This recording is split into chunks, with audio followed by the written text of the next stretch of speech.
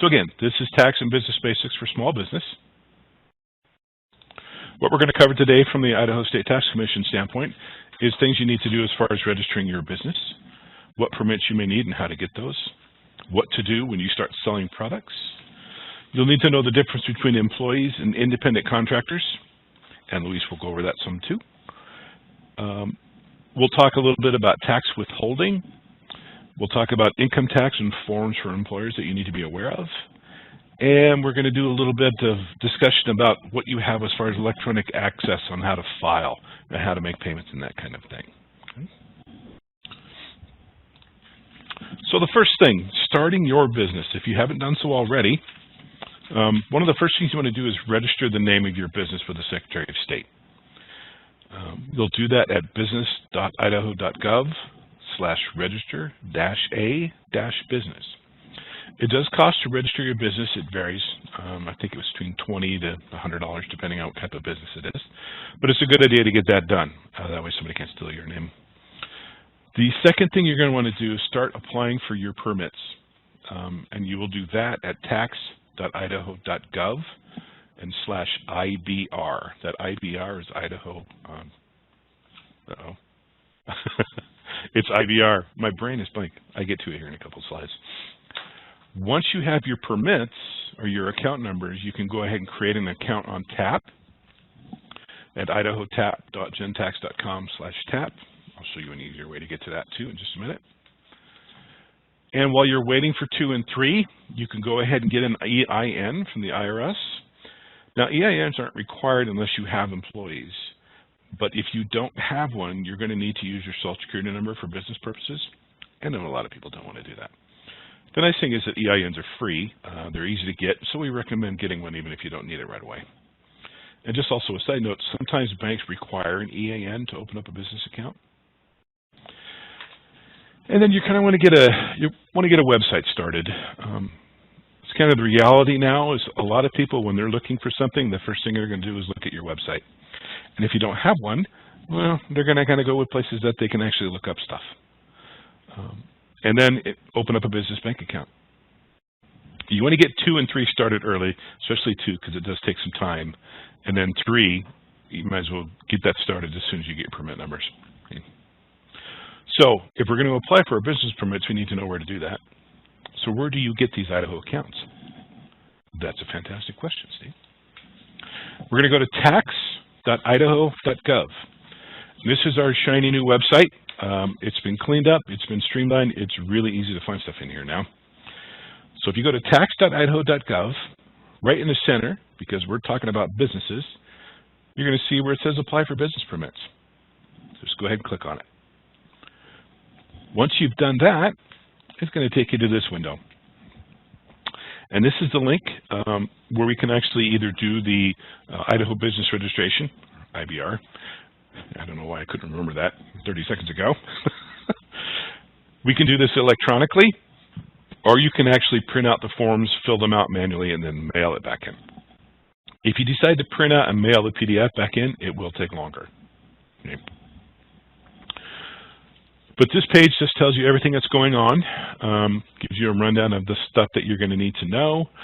To start the application process, you'll just click on that blue box down there. It says Idaho Business Registration Application. That will take you to this window. This is giving you a rundown of everything that you might possibly need. You are probably not going to need all of this. Okay. When you're ready to go, we'll just click on I'm ready to register my business. They give you one last rundown of things that you may need. Again, stuff like the Board of Directors member information. If you do not have a Board of Directors, you are probably not going to need that. Click on the blue box one more time, and we're here. So when it's your first time in here, you're going to want to create a new account. So you'll just click on that link, and you're just going to register. Just like you do with every other website, you're going to create a username and a password. Once you've done that, you'll be taken to a series of questions. If you've been around long enough, you might remember Choose Your Own Adventure books, where the questions and the scenarios that were presented to you changed depending on the answers that you gave. or the things that you did. This is kind of that. Once you start answering the questions, depending on how you answer the questions, the follow-up questions will change. So I can't do a walkthrough of what this is exactly going to be like, because it's kind of a live process. But what you'll do is you'll create your account, you'll log in, and you'll start answering your questions. Once you've completed it and you've submitted it, then it's going to go to the the Industrial Council, the Department of Labor, and then the Idaho State Tax Commission. We actually get it last.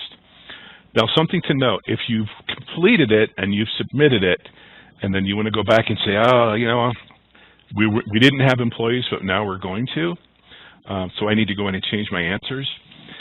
Once it's been submitted, you can't change it. So what you'll have to do is go back through the process, create a new account, and just start over. The system will locate both of them, so it's not going to double up stuff for you already. But once you've submitted it, it's kind of locked, so you can't change it after that.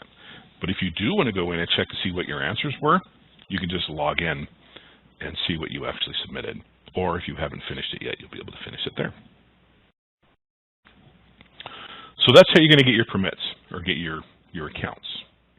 Any questions on that? It really is a pretty simple process. It's a few questions, and some of them you might have to think about it. How am I going to have that organized? But it's also a great way to see that, oh, I haven't thought about this. I don't know if I'm going to do employees. So it prompts you to actually think about what you're going to do with your business too, which is nice, because you don't really want surprises. Okay, so why are we doing all of this? We're talking about selling things, so in particular selling tangible personal property. So Idaho has a 6% sales tax on all tangible personal property. Now this tax is not part of your income. It belongs to the state, and you are just collecting it for us, and we are eternally grateful for that, so thank you. So great, Steve, you said tangible personal property 3 times now. I still don't know what it is.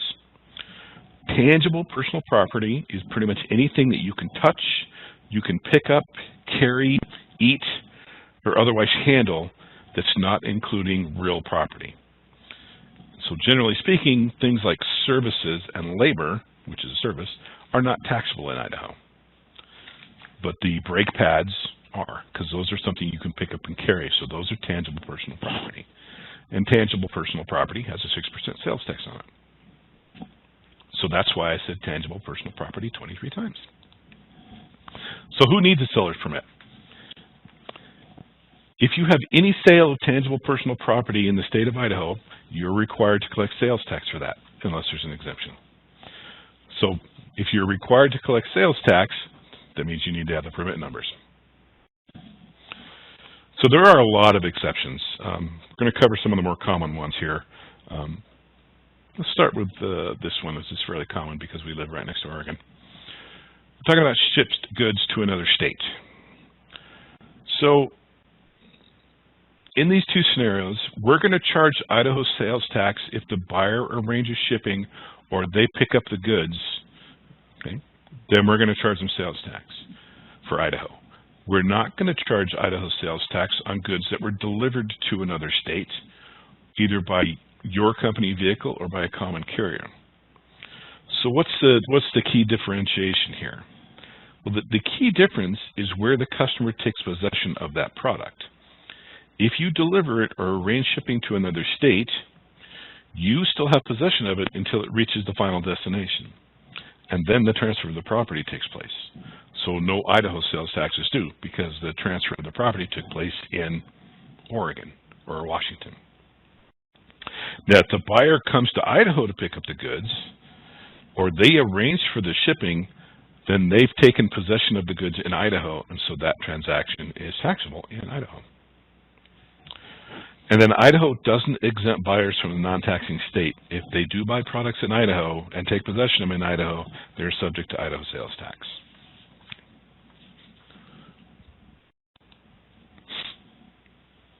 And then if you're shipping a lot of goods to a specific state, research that state's threshold for sales tax, because you may not owe Idaho sales tax, but you may have reached the threshold for that state to start collecting sales tax in that state. Okay? And part of this is because there was a decision called Wayfair versus South Dakota. I don't know if anybody remembers the Wayfair, you have just what I need. It's like a furniture and goods online sale place.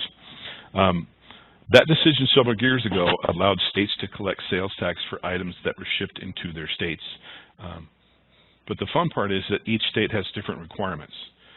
So for Idaho, it's the first dollar of sales. For some other state, it might be you don't collect sales tax until you've reached $10,000 worth of sales. And it varies from state to state. So you do need to do a bit of research. The nice thing is, if you're actually selling things through a marketplace, check to see if they are collecting the tax, because most of them do.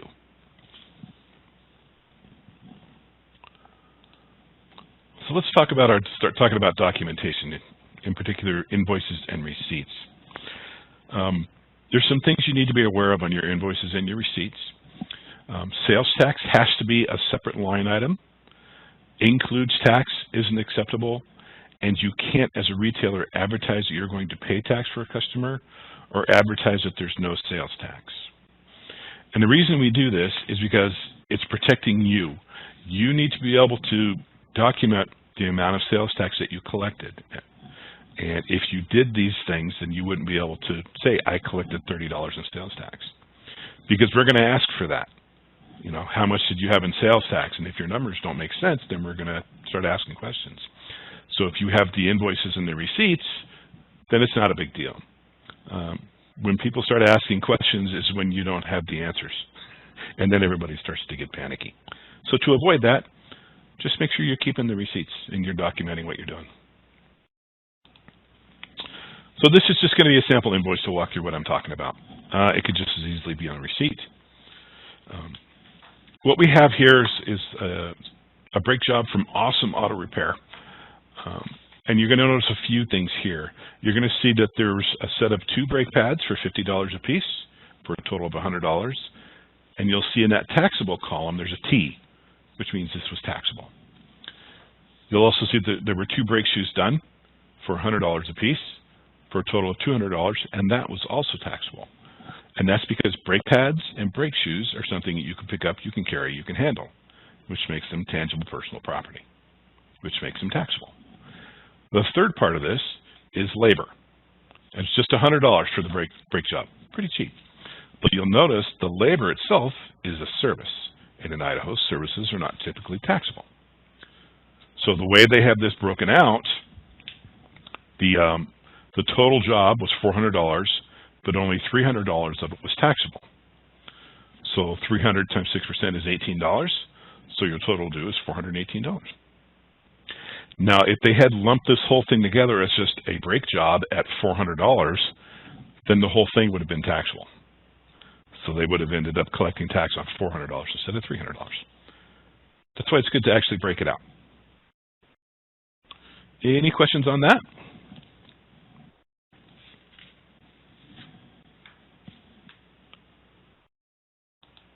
Okay, we're going to talk about some of the exemptions that we have. If you're buying for resale, or wholesaling, or producing items for sale, or if you have a statutory exemption, you can buy your products exempt from sales tax by using something called a Form ST-101. Now, you may also receive these from your customers, and if you do, you're not required to collect tax from them. This is what the ST-101 looks like. It's a sales tax resale or exemption certificate. When you get one of these things, there's a total of 4 pages of instructions that go with it, and they explain some of the exceptions. So you'll see things like buying for resale, producer exemptions, exempt buyers who are automatically exempt like Amtrak, what to do as far as contractor exemptions, that sort of thing. I would recommend that you go to tax.idaho.gov, click where it says Forms, find an ST-101, and download it and print it out. I would like you to be familiar with what this thing looks like, what all of the instructions are, for a couple of reasons. It may save you money because you may be able to use this during your business so you don't have to pay sales tax, and You may get one of these from a customer, and if you do, it'd be nice to know what it is so you don't have to frantically try to figure it out while you're trying to complete the sale when you have 4 people lined up. There is another one of these. It's called an ST103C, and these are for real property contractors. If you're a contractor for real property and you're buying for resale, or if you have a statutory exemption, you might be able to buy your product exempt from sales tax using this. And again, they may also receive these as well. This one is greatly simplified. They've just basically broken it out of the ST101 and created its very own. And there are certain exemptions that it applies to, and there's 1 page of instructions for this. Okay. It is very specific what this applies to. So again, ST103C, I would probably download one of these, print it out, and be familiar with this as well. Okay.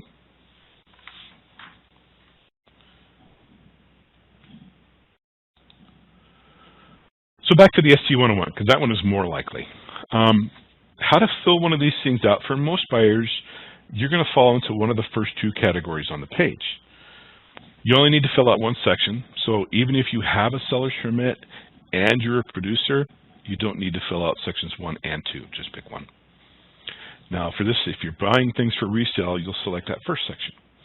And if you sell retail in Idaho, you're going to need to include your seller permit number, and we get our seller's permit number from the Idaho Business Registration. Remember? And then sellers qualifying for other exemptions may not need that permit number. But in this case, you're going to fill out the top section, so the buyer's name and seller's name, address, city, state, zip. And then you're just going to fill section 1. If you're buying it for resale, you'll need to put in what your business is. Again, it's a very small window, so you'll have to be succinct about it. Describe the products that you sell, you rent or lease, and then put in your permit number. Pretty straightforward. And what you'll do is you'll fill that out. The person that you're buying the goods from will take that. They'll verify the permit number, and then they'll hang on to it for the records, along with the receipt for that. Now, if you're a producer, you'll fill out the bottom part. You won't need a seller permit number to get the exemption. You'll still need one if you do make sales, though. This will allow you to purchase your supplies without paying taxes on them. But it doesn't apply to everything that you buy, only to the supplies that are directly related to your business. And again, the buyer is responsible for verifying the validity of the ST101, and they'll do that by going to TAP, which I'll talk about here in a little bit, and putting in the sales permit number and making sure that it's correct and valid. Okay. So let's talk about reporting. Sales tax is due in the reporting period that sale takes place. You can't defer sales tax, and you're required to file a return even if you didn't have any sales for that reporting period. So what do I mean by this? So let's do an example. Let's say you bought a cell phone. If you've done one recently, usually the company will let you take it with no money down, and you just make payments for the phone along with your phone bill. Okay. You still have some money that you need to pay up front, though, and that's typically the tax, because you are taking possession of that tangible personal property, the phone. You're taking possession of it at that time, and because you can't defer sales tax, you need to pay it at that time. So what you're doing is you're paying the tax on the value of that phone.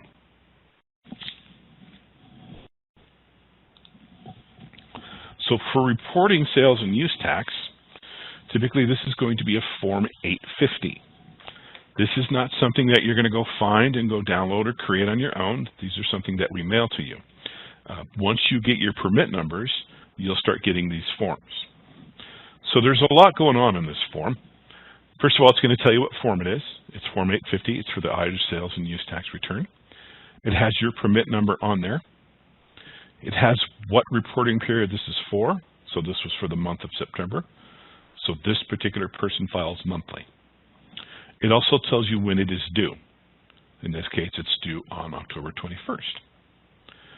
So some things to note. Make sure that information is on the form.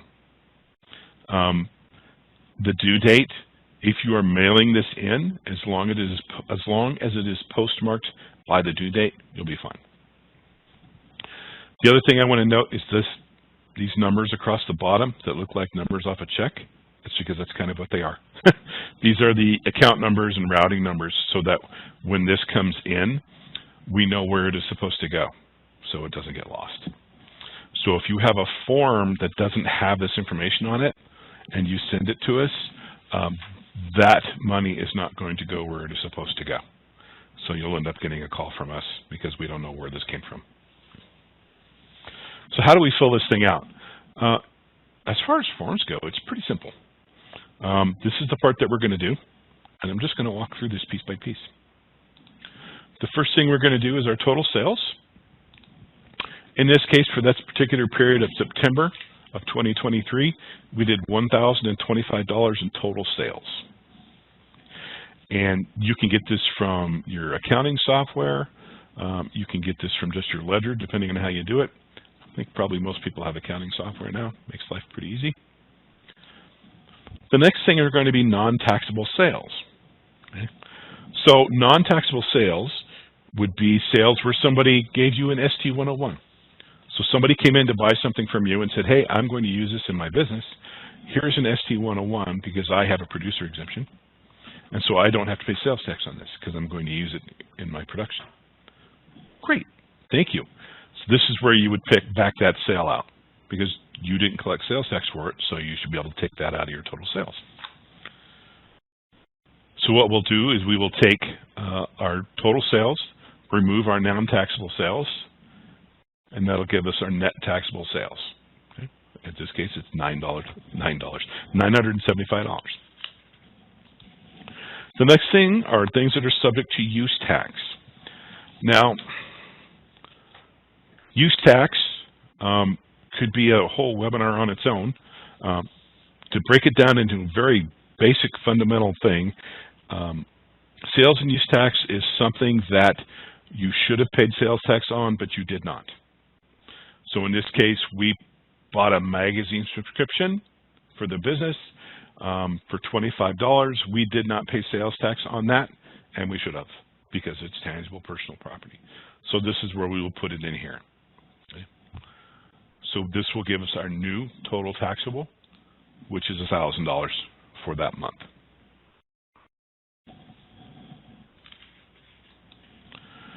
So $1,000, 6% of $1,000 is going to give us our taxes of $60. If we had any adjustments, this is where we would report them. So what are adjustments? Adjustments occur when, for example, you've sold a product and you've collected sales tax on it, and then after you filed their taxes, the customer returned the item to you. So you refunded them their money, including that tax. So now you've paid the tax and you've refunded the tax. And that is not fair. So we're going to allow you to claim that back on this line. If you do put numbers in here other than the zeros, you're going to need to give us some documentation of those transactions or that adjustment will be denied. Okay? So you will have to attach an explanation. But this is where you would go to get to recoup those taxes that you've already paid us. Okay? In this case, we're just going to put 0. So our total due is still $60. So the next ones are penalty and interest. If you file late, penalty and interest may apply. We suggest that you file the return without including any penalty and interest, and you let us calculate that for you. The reason we do that is because the way that we round things will sometimes save you money. We have a tendency to round down where some of your software has a tendency to round up. So if you think you might have penalty and interest, let us figure it out for you.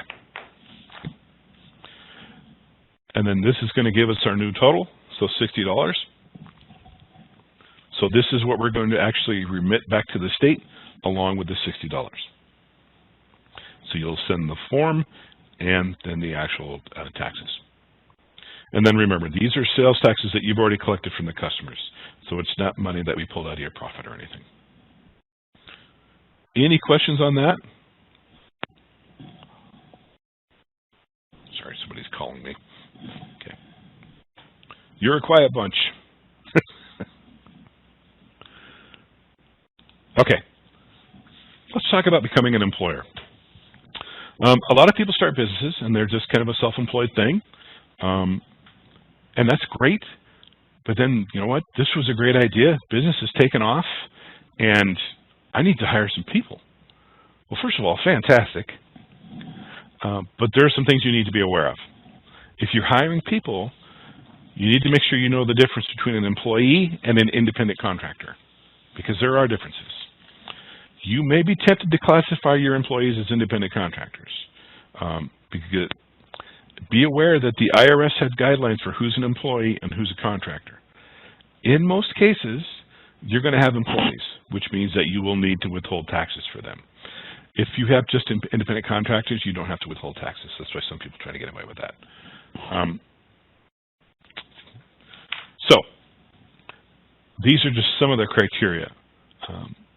And again, in most cases, you're going to be setting their hours. It is going to be an ongoing relationship. You pay them by the hour, by week, or by month, that sort of thing. If you have any questions about any of this, give us a call. We'll be able to ask you some follow-up questions and determine whether you actually have independent contractors or employees. I would always advise you to ask us if you have any questions. It exposes you less than just trying to take a guess and then being wrong. Okay? So let's assume you have employees. We're going to start talking about income tax withholding. Again, income tax withholding shouldn't be confused with your business's income taxes. Withholding is money that the employee earned, but you're sending a part of it to the state and to the IRS on behalf of the employee so that they don't have a huge tax bill at the end of the year. So when do you need a withholding account? So if you have one or more full-time or part-time employees working in Idaho, you're going to need to get a withholding account. You need to get that withholding account established before you hire the employees. And then it can take several weeks to actually get that permit. So this is what I was talking about as far as the Idaho business registration. If you've already been doing business as a sole proprietorship, you already had all your permits, you answered the questions of it's just going to be me, I don't have any employees, so you didn't get a withholding account. You've made a business decision, I'm going to start hiring people, I'm going to expand a little bit. You'll need to go back to the IBR, answer the questions again, but this time answer the questions about employees and say, yeah, I'm going to have employees. And what that will do is that will trigger getting the withholding account permits numbers set up for you. Okay, so that's how you're going to get them. Again, going back to the IBR. We're just going to run down really quickly what you should withhold on and what you don't need to withhold on, okay? Obviously, wages you're going to withhold on. All wage income is subject to Idaho income tax if the employee earns the income while they're working in Idaho. This is going to include employees who aren't Idaho residents or who are family members, people working only one day in Idaho, people who aren't citizens of the United States. Unless they're exempt from federal withholding, you're going to withhold Idaho tax. Wait, there's more. Any wages that are paid in kind. So in-kind wages are wages that you pay somebody in something other than money. For example, you're paying them in goods and lodging, use of a company vehicle, that sort of thing. Generally speaking, you're going to withhold the Idaho income tax on the fair market value of such payments when you make them for services the employee provided in Idaho. The exception to this is you don't have to withhold Idaho income tax for food or lodging that was provided for the employer's convenience, if the food or lodging qualifies for an exclusion from wages under a federal law. So to greatly simplify it, if you bought pizza for the guys because they worked really hard, you don't have to withhold that as payment in kind for food. Because that'd be kind of a raw deal. Here, I'm going to provide you food, but I'm going to also collect taxes for that.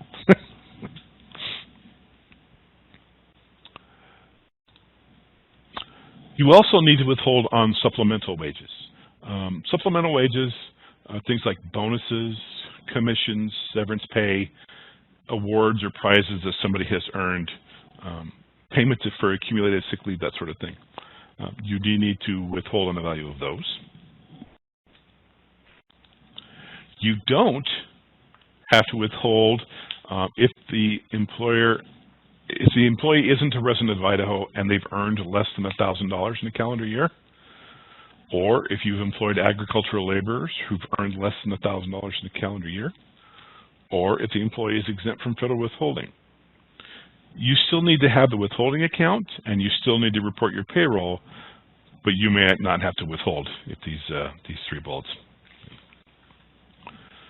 Additionally speaking, you don't have to withhold if the employee is an enrolled member of a federally recognized American Indian tribe. They've earned the income on a reservation, and they live on a reservation. Yeah. Sorry to interrupt you, but in the chat, it looks like Tammy has a question. I'm not seeing anything, so can you read it?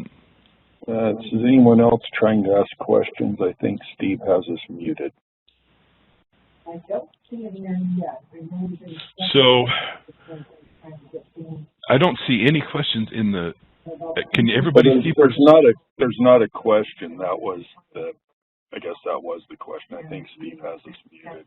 Is anyone else trying to ask questions? I don't believe so. Let's go up here.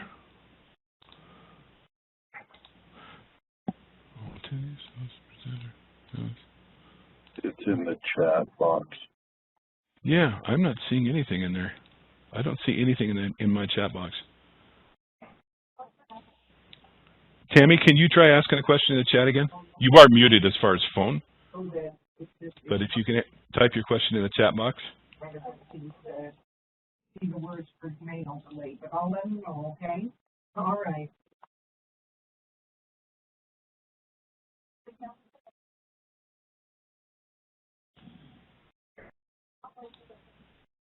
Those printed, those just printed.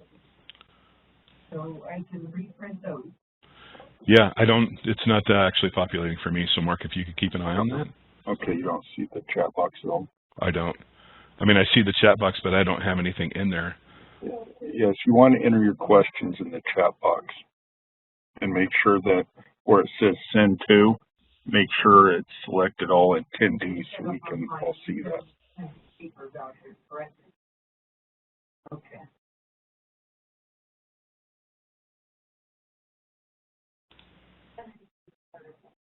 Okay, what's your question? You can set up an online account so that you can go in and report on my notes. Do you want to go for that? Or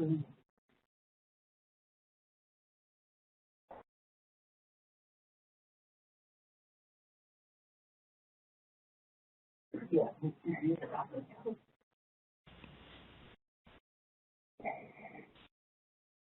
Okay. Well, I'm not seeing any of this. Sorry. I see a question from Melanie now. So Melanie, if you have a service business that you don't sell tangible personal property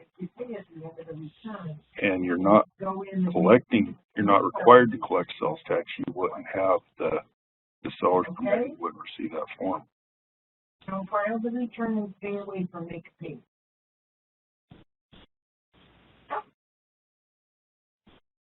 Yeah. At the end of the return, it'll have you pay, okay? Okay. Okay, are we good? I believe so. Okay. Yeah, I'm not sure what's going on. My apologies, I can't see it in the chat. Okay, so you don't have to withhold if the employee is an enrolled member of a federally recognized American Indian tribe. They earn the income on a reservation and they live on a reservation. It does not all have to be the same reservation. Additionally, if you have an employee that gives you an ID, a form Idaho W-4 stating that they are exempt from withholding because they didn't owe income tax last year and they don't expect to owe this year. Now, I want you to note that this exemption is only good for the current year, so they'll have to give you one of these each year.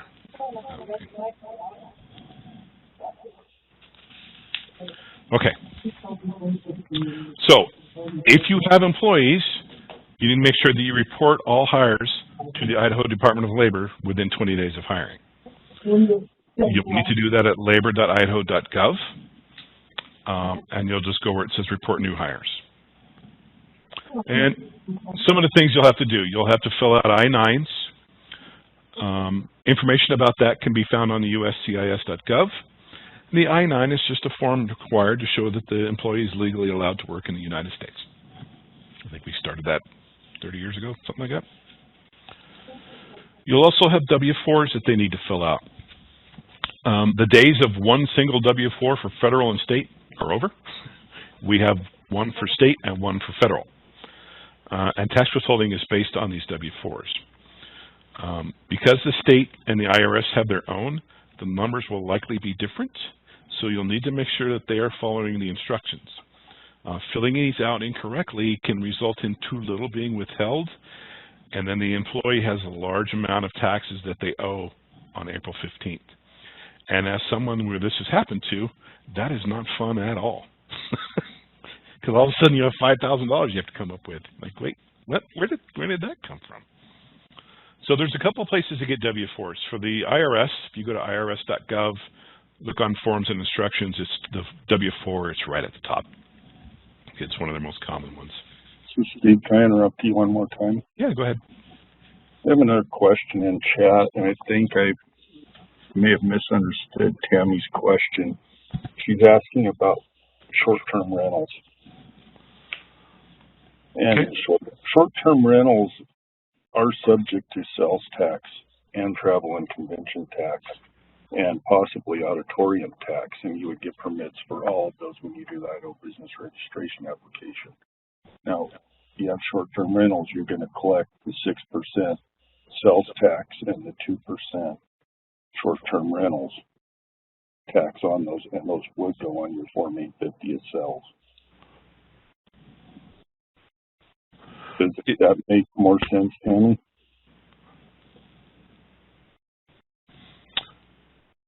So is Tammy sending it to all attendees? Yes. Okay, so if should be able to select all participants. I'm not an attendee, I'm a panelist, which is why I don't see them. Attendees would be the 15 people that are listed under attendees there.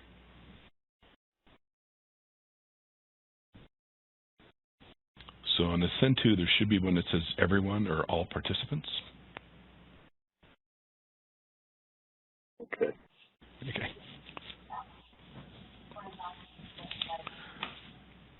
Yep, there we go. Thanks, Melanie.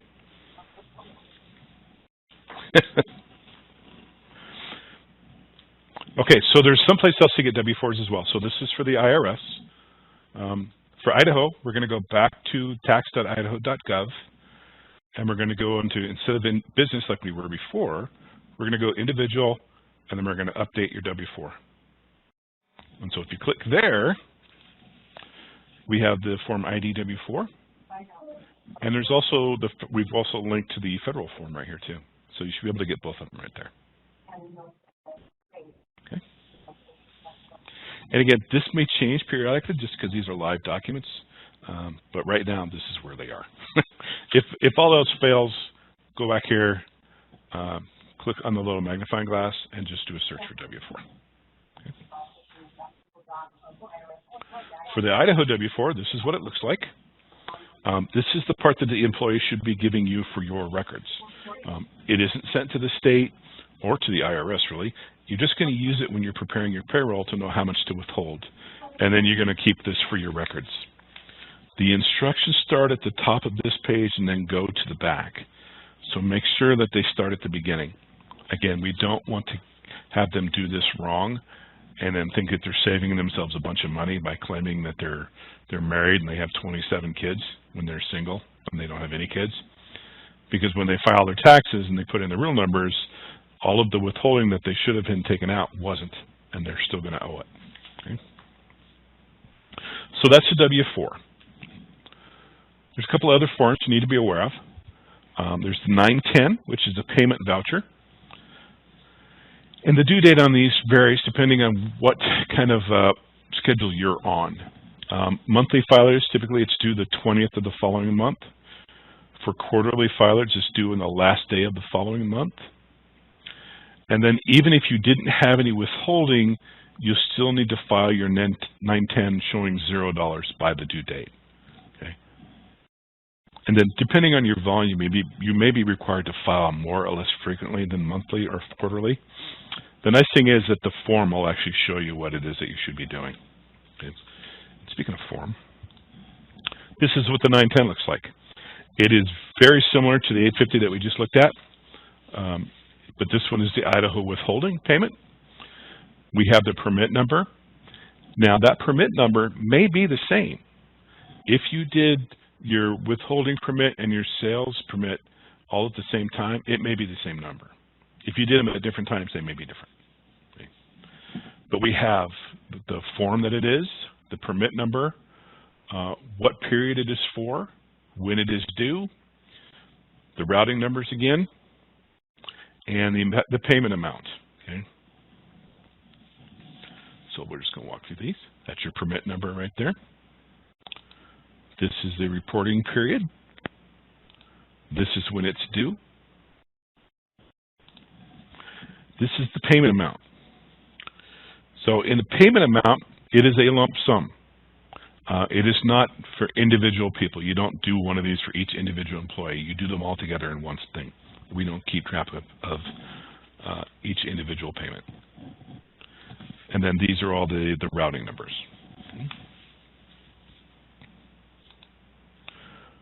Okay, so that's the 910.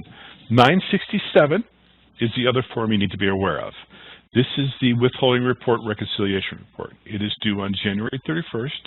It does two things. It reconciles your Idaho income tax withholding on the W-2 forms with the 910, and it also serves as a cover sheet for the state copies of the W-2. This is what this form looks like. Generally speaking, this is something that you can just print out from your QuickBooks or your Sage or what have you, because it is keeping track of all this, and it'll just do it as a yearly report.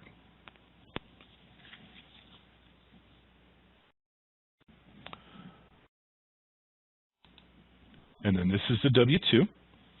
The W-2 is a document that you're going to give your employees so that they can complete their tax returns. The Form 967s and the W-2s can also be filed electronically by uploading something called an EFW2 file, which is generated by your computer software if you have it available. I would really push to get a good accounting program. It will make your life a lot easier. Okay.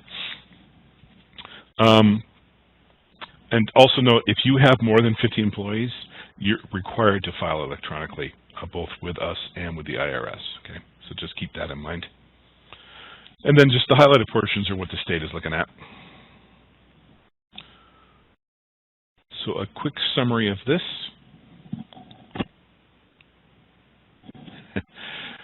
So a quick summary about the Idaho withholding. Make sure you're classifying your employees versus independent contractors correctly.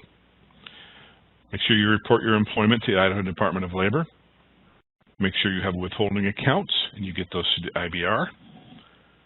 Make sure you're having employees fill out the I-9s and the W-4s. And then be aware that the 910 works with your withholding account to send in your state income taxes that were withheld. And that the Form 967 is the annual form with the W-2s to report yearly to the state. Any questions on the withholding? Now that we've figured out how to ask questions. Sorry about that.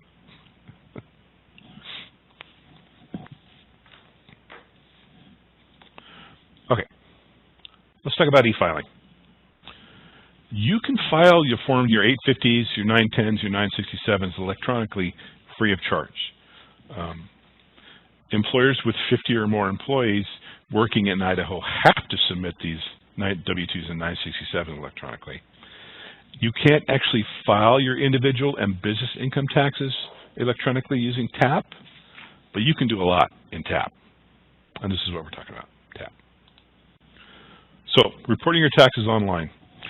As I mentioned in the first part of this, we recommend that you set up a tax account as soon as you get your permits. You have to have those permits before you can set up your TAP account. And because we have security procedures that do take some time, I would expect a couple of weeks before you can complete the TAP process. But once you have it set up, this is where you'll go. You click on TAP from tax.idaho.gov, and it'll walk you into the portal. And here's what you can do here. You can e-file your sales and use taxes. If you have travel and convention taxes, you can e-file those. The same with auditorium and withholding. You can file IFTA reports, and you can file your beer and wine taxes there. You can also make payments for sales and use tax, your travel and convention taxes, auditorium, your withholdings, your individual business income taxes, and beer and wine taxes. This is also where you'll go to validate permits. So that seller's permit number, as a buyer, you're going to want to validate that. And you'll do that in TAP by typing it in and making sure that it's good. If you're validating cigarette permits or tobacco permits, this is where you would do it as well. So TAP does a lot. I highly recommend that you get a TAP account and you do that. It's going to save you so much time and effort. You don't have to be in a panic saying, oh man, I need to get this in the mail today. You can just go in and say, okay, I'm going to upload this from QuickBooks. I'm going to file it in TAP. There you go. We're done. Take me all of 5 minutes. There are some things you can't do in TAP, though. So you can't apply for a permit. So you'll need to do that at the Idaho Business Registration. You can't amend a return, and you can't file income taxes through TAP. So it does have its limitations.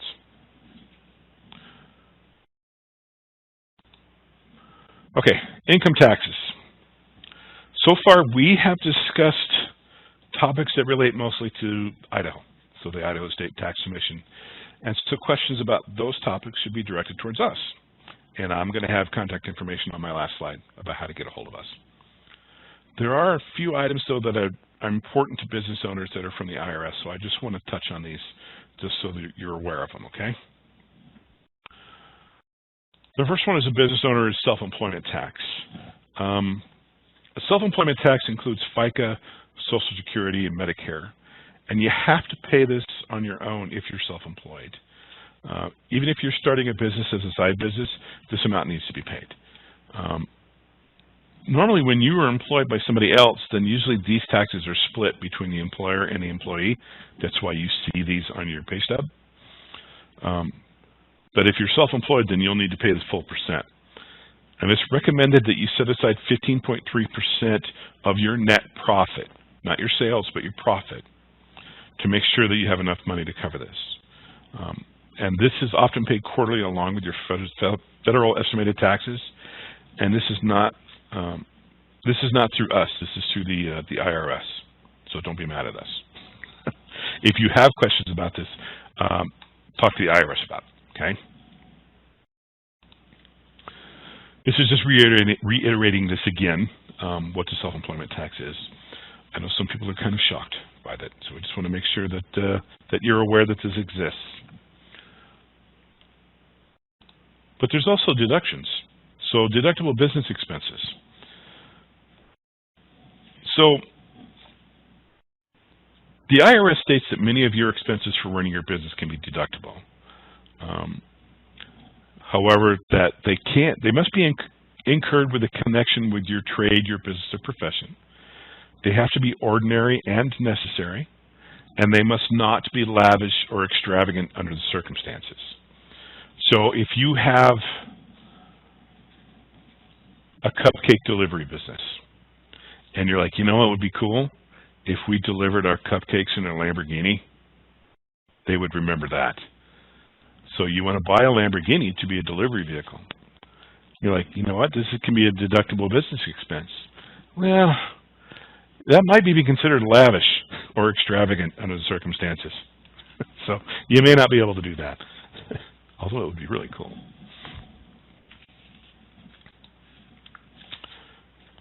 So the Federal Form 1040 Schedule C, there's different forms for reporting your business expenses as tax deductions.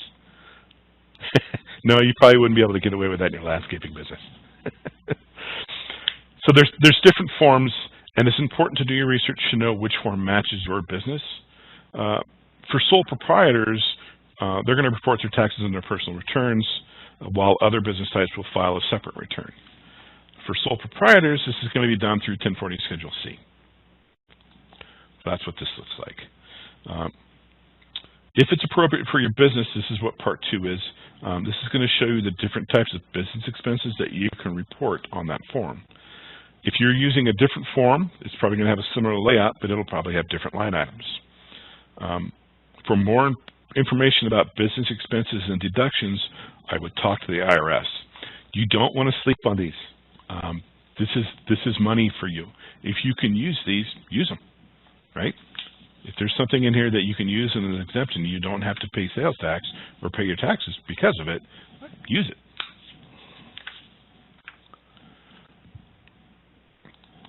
So kind of the last thing I'm talking about here is record keeping for me. I think of record keeping as a way to keep yourself safe, okay? So there are some things I would recommend keeping for at least 4 years. So things like receipts and check registers, invoices, tax returns. Tax agencies like Idaho and the IRS can normally audit back 3 years from a given date. However, if you've been doing business without permits, we can go back 7 years. So you know who you are. If you've been doing business without the permits, just be aware that we can go back 7 years. So make sure that you have the documentation, okay? There are some things that you're probably going to keep longer than 4 years. Things like payroll records, contracts. I would keep contracts until 4 years after close of that particular contract. I would keep exemption certificates, so SC 101s and 103Cs. I would keep those until they're revoked. They don't expire, so you might as well just keep them until they're revoked. Contracts should be kept for 4 years following the close of the contract. And then the IRS recommends keeping some records indefinitely. This doesn't mean you have to have physical paper copies of these things. If you have them in an electronic format somewhere and you're able to recall them, pull them up off a hard drive, that's fine. You just want to be able to pull them up if somebody starts asking, okay? And then for payroll records, you want to make sure they include the name, address, and social security number of the employee, the dates of the employment, any wages and taxes that were withheld, hours and work location, and then any forms. So W-4s, W-2s, 1099s, I-9s, that kind of thing. I would keep those for at least 4 years. Again, it doesn't have to be paper. It can just be all electronic. Okay. As long as you have the record keeping, if you happen to get audited, it shouldn't be that big of a deal. As long as somebody comes in and says, hey, can you show me the payroll records? You're like, yep, here, let me pull them all up for you. Zip, there you go. It's when you can't do it, it's when things get hairy. Okay. Any questions about any of that? Some people have to start rethinking their delivery vehicles, I see.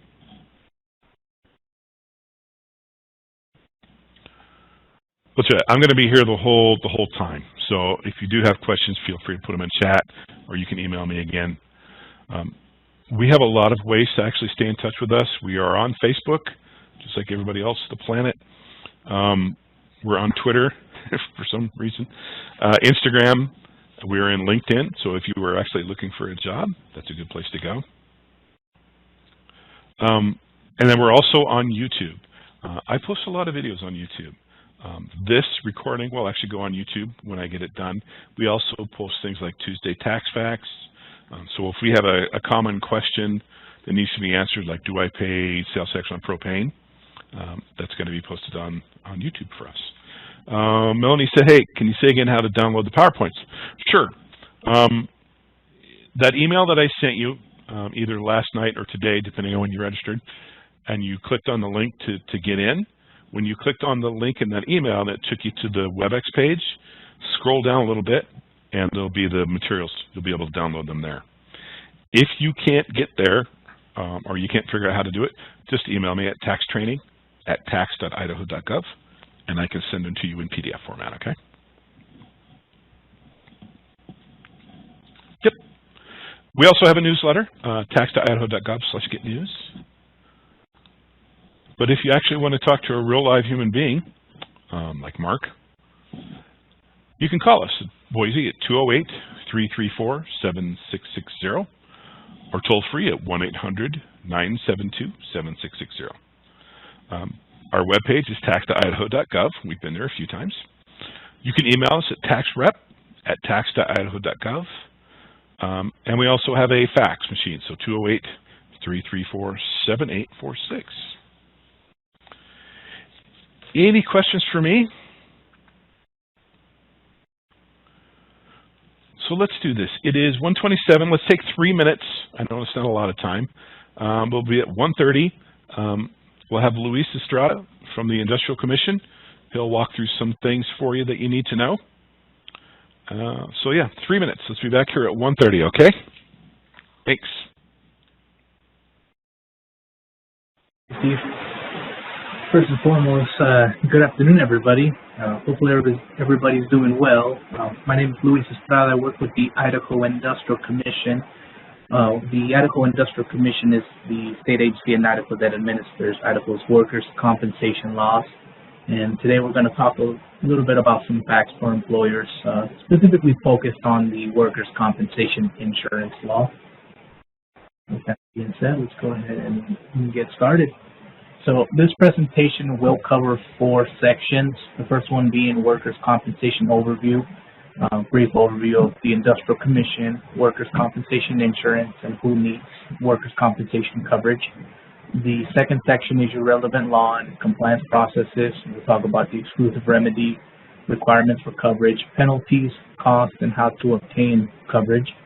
Section 3 is going to be your exemptions. So we'll talk about different types of employment that would be considered exempt by law, as well as the processes for determination of these exempted employment, no certificates of exemption, and the application of law. And the last section is the independent contractors versus employees. We'll discuss a little bit about the applicable statute, the right to control test, some common misconceptions, and the cost of misclassification. Workers' compensation insurance law is an underlying principle. The underlying principle of workers' compensation law is the existence of an employee-employer relationship. Essentially what that states is workers' compensation law doesn't come into effect until you've established that employee-employer relationship. The Idaho Industrial Commission, as I mentioned, is the state agency responsible for administering Idaho's workers' compensation insurance laws. We monitor and audit claims of injured workers and conduct judicial proceedings over disputed claims. Within the Industrial Commission, there are different departments. For example, myself, I'm part of the Employer Compliance Division, and we work to ensure coverage is secured to cover every employee. That way, when a claim comes in, there's a policy for the claim to be filed against. This helps protect both the employee and the employer.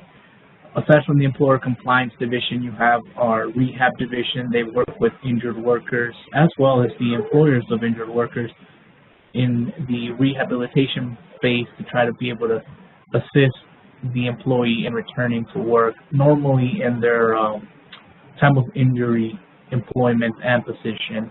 You also have our fiscal department. They handle our financial side of things, as well as our legal department. They handle any legal proceedings, and our crime victims division and benefits. The crime victims division, they assist with any cases that might involve victimization in terms of workers' compensation cases. And our benefits department, they handle any issues that, for example, a injured worker might have where they're not receiving compensation from the insurance carrier for a workplace injury. They would be the ones to handle any inquiries about that. Workers' compensation insurance is a no-fault insurance which provides wage loss and medical benefits to workers with a job-related injury or disease, and as I mentioned, it protects employers from certain civil liabilities, as well as the employees. And how that happens is it's a trade-off, essentially, where an employer, if they have employees and they're not considered exempt from work comp laws, would be required to obtain a policy. But the trade-off for that is, if you have that policy in place, any workplace injuries would be filed with that insurance carrier, and they would take on that responsibility of paying medical bills, wage loss, all that stuff. And the employee thus in return won't be able, in most cases, be able to file a lawsuit against the employer for that injury. Now, who all needs it? Any employer that has one or more full-time, part-time, seasonal, or occasional employees are required to maintain a policy unless specifically exempt by law. And those exemptions I mentioned, we will cover them here in a little bit. So if we run into a situation where an employee wants to waive the right to be covered by a work comp policy, unfortunately in the state of Idaho, that's called an invalid agreement and is illegal technically. You as an employer, if you have employees that are not considered exempt by work comp laws, are required to provide them a work comp policy. So it is for coverage in terms of workplace injury. And it is illegal to deduct any portion of that cost from their wages. That is ultimately the responsibility of the employer.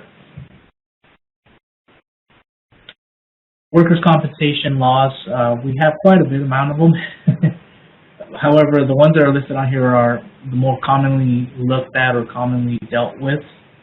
For example, 72-209 and 211 are your exclusive remedy and liability. Exclusive remedies of employer's remedy exclude all the rights. Essentially, you're talking about the rights by an employee to be covered by a work comp policy and the responsibility of an employer to provide work comp coverage. 72-223, third-party provisions, exclusiveness of liability of an employer, excludes injuries caused by willful or unprovoked physical aggression by employer. This is basically going to talk about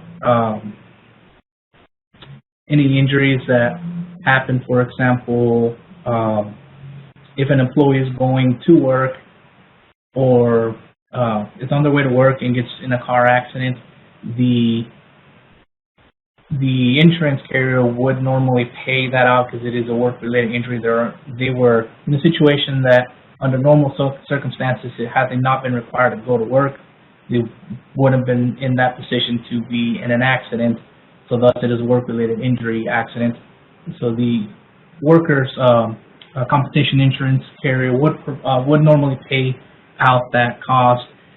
But in the process as well too, it also stops the employer from double dipping in a sense, so they won't be able to get also another payout from their car insurance or the other party's car insurance as well too. So it helps provide that net from getting that double dipping payment essentially. 72-301 is your security for payment of compensation. The way that employers can satisfy insurance requirement is one of two ways. The first one is to obtain a workers' compensation policy from an authorized carrier. This is the most common way. I do want to clarify, though, that the Idaho Industrial Commission does not issue workers' compensation policies. We're essentially just the gatekeepers of the data or the data from those policies. There are, though, over 380 insurance carriers that are able to write policies in Idaho. The most commonly used is the State Insurance Fund. They were formerly known as the Idaho State Insurance Fund. They offer work comp policies for about 70% of all small business owners in Idaho, and they are a local private entity in a sense. But you can reach out to them directly with the State Insurance Fund, or in most cases just reach out to any insurance agent. It could be your homeowner's insurance agent. They will help you with getting that application process going and taken care of. The other option would be to become self-insured, which that one is a little bit not as common due to the fact that there are certain requirements. The first one being it has to be approved by the Industrial Commission, and then the other one is you have to have a certain amount of payroll, quarterly payroll, maintaining that self-insured status. The 72-319, this is going to talk about your penalties for failure to secure compensation. First and foremost, failure to comply with the law is a misdemeanor, and you could be issued penalties either at $2 per employee per day or $25 per day, whichever one's greater. Rule of thumb is if you have 12 employees or less, you're looking at that $25 per day. 13 employees or more, you're looking at the $2 per employee per day. And the fees also do factor in days that the employees are off. So, for example, if they work Monday through Friday and get Saturday and Sunday off, we also account for that Saturday and Sunday day as well, too, even though they're not working it. The reason behind that is the employee could technically be called in to work by the employer during those 2 days, and they're technically employed by the employer during those 2 days as well. 72-311 is your notice of security. Essentially what that says is that all policies as well as all policy cancellations must be filed with the Industrial Commission. The good thing about that is when you are in the process of getting the work comp policy and when the insurance carrier finally issues you a policy, they are responsible for sending us a copy of that policy, and it's submitted electronically through the National Council on Compensation Insurance, or NCCI database, and you don't have to worry about that as an employer. However, when we speak to employers, we do encourage them to follow up with the insurance carrier or the representative to make sure that that policy did get submitted to NCCI. That way we can then receive an electronic copy of it and accept it as proof of coverage. Coverage options. So the cost of insurance is going to, specifically for the premiums, is going to be based on payroll and does vary accordingly to the type of business that's being performed, or the work as well too. But as an example, some premium calculations at the lower left-hand side, we have office employees classified under code 8810. On average, it costs about 21 cents per every $100 in payroll, whereas iron or steel construction workers less than 2 stories, classified under code 5059, on average is $19.24 per every $100 in payroll. And the reason being on that is the type of work and the risk involved in the type of work. Office employees probably not going to have as many risks compared to somebody working in the construction industry. As I mentioned, though, there are over 300 authorized carriers able to write policies in Idaho. Contact any insurance agent to get started on that process. And you can access our, the list of the carriers on our website, which is iic.idaho.gov. And the State Insurance Fund is a private carrier that you can contact them directly or through an agent. And if my recollection holds me right, they are the only insurance carrier that you can contact them directly. The other ones, you must contact them via your insurance agent. But as I mentioned, they do write about 70% of all Idaho policies and mostly deal with small businesses. If you do get rejected by the insurance carriers on your applications, if you get rejected 2 times, so by 2 separate carriers, so 1 time times 2, you can apply for the assigned risk pool, which is offered through NCCI. And same process on that one, just tell your insurance agent, hey, I've been declined by SIF and Travelers, for example. I need to apply for the assigned risk pool. And that is for any employers that can't secure coverage from private carriers. It is a guaranteed policy if you meet that criteria. The only problem is, the only downside is it's 60% surcharge. The upside, though, is once you complete the terms and conditions with them, you get kicked out of the program, but at that point, you're more likely to get accepted or approved by a different insurance carrier at a much lower premium. You normally run to the assigned risk pool categories for any new employer. That's where we normally see that issue, or somebody that might have failed their any audits in the past, or might have a track record of not being consistent, essentially, on their payments with the insurance carrier on the premium. That's where you might run into that situation where you won't get approved and get put into the assigned risk pool instead. Title 72-212, exemptions from coverage. So exemptions from coverage are specifically listed in statute. Idaho does not provide employers with certificates of exemption. Essentially what we do is if we make the determination that yes, they are, if you have employees that are classified as exempt for more comp coverage, we just notate that in our database. Fortunately, we don't issue any certificates of exemption.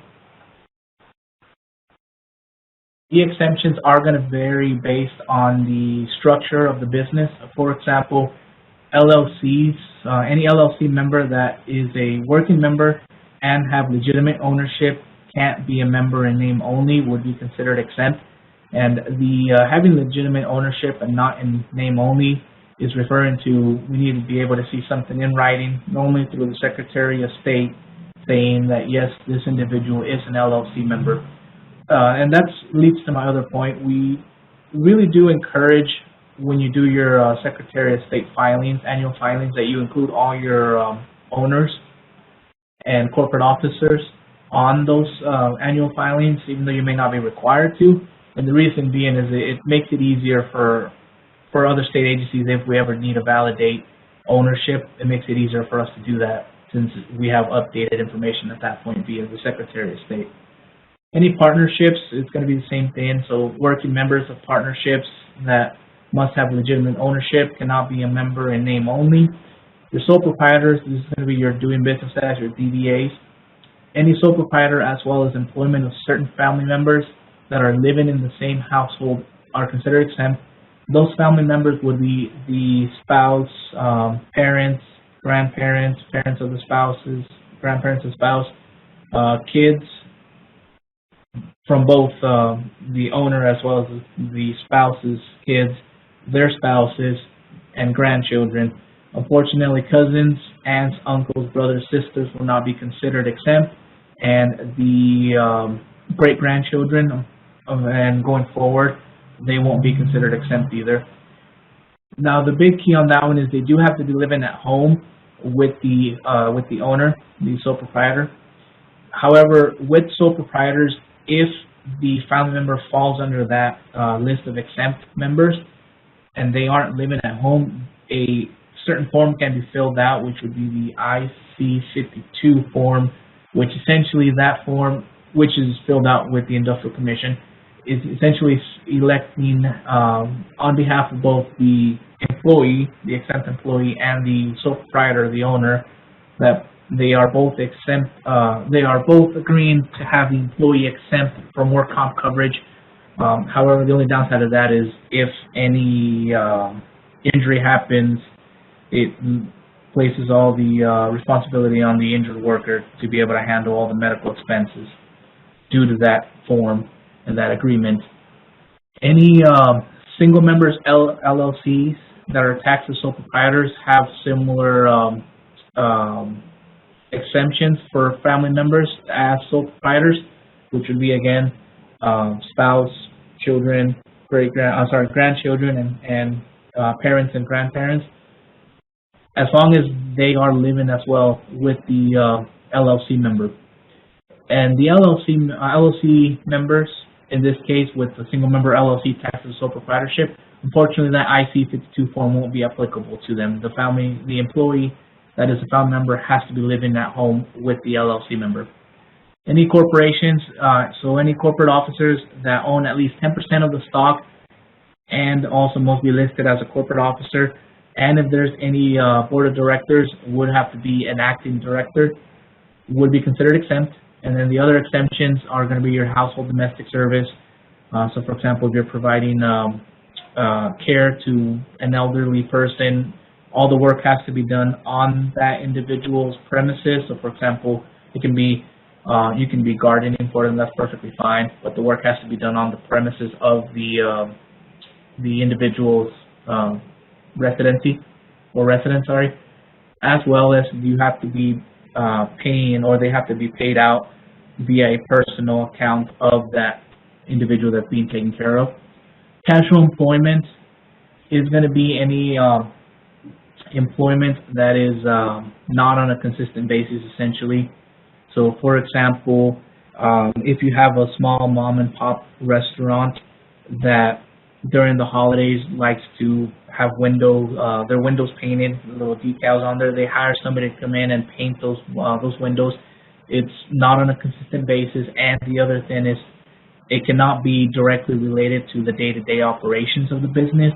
So in this case, that person that's painting those windows, work they're performing is not directly related to the day-to-day operations of the restaurant. Employment of outworkers, this is going to be, for example, if you have you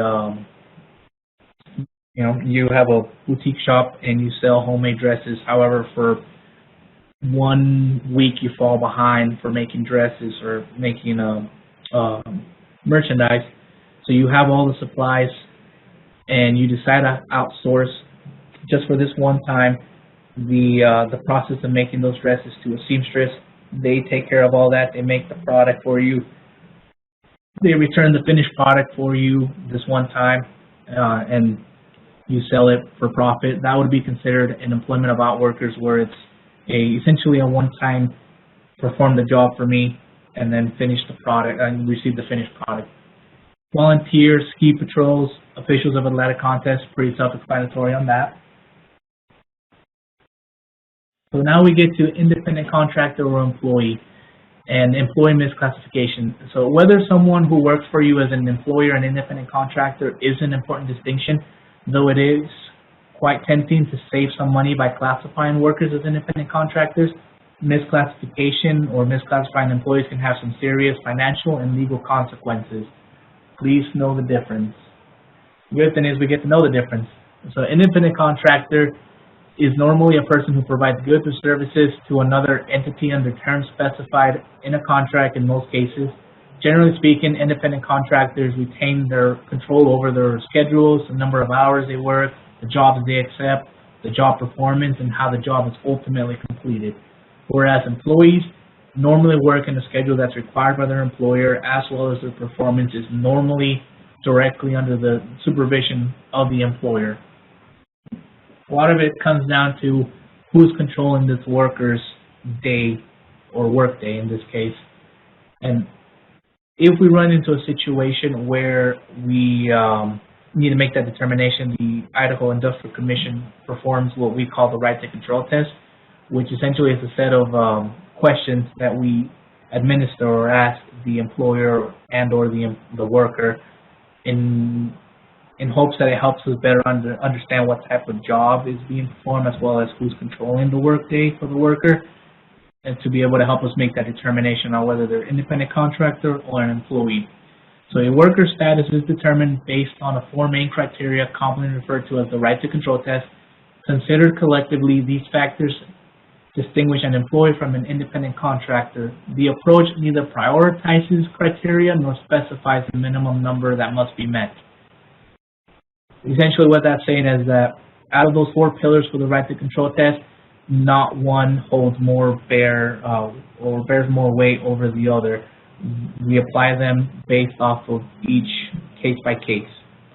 In cases that we have that doubt on the determination, the Idaho Supreme Court has repeatedly stated that we are to resolve it in favor of finding the worker to be an employee. And the reason for that is more along the lines of better safe than sorry.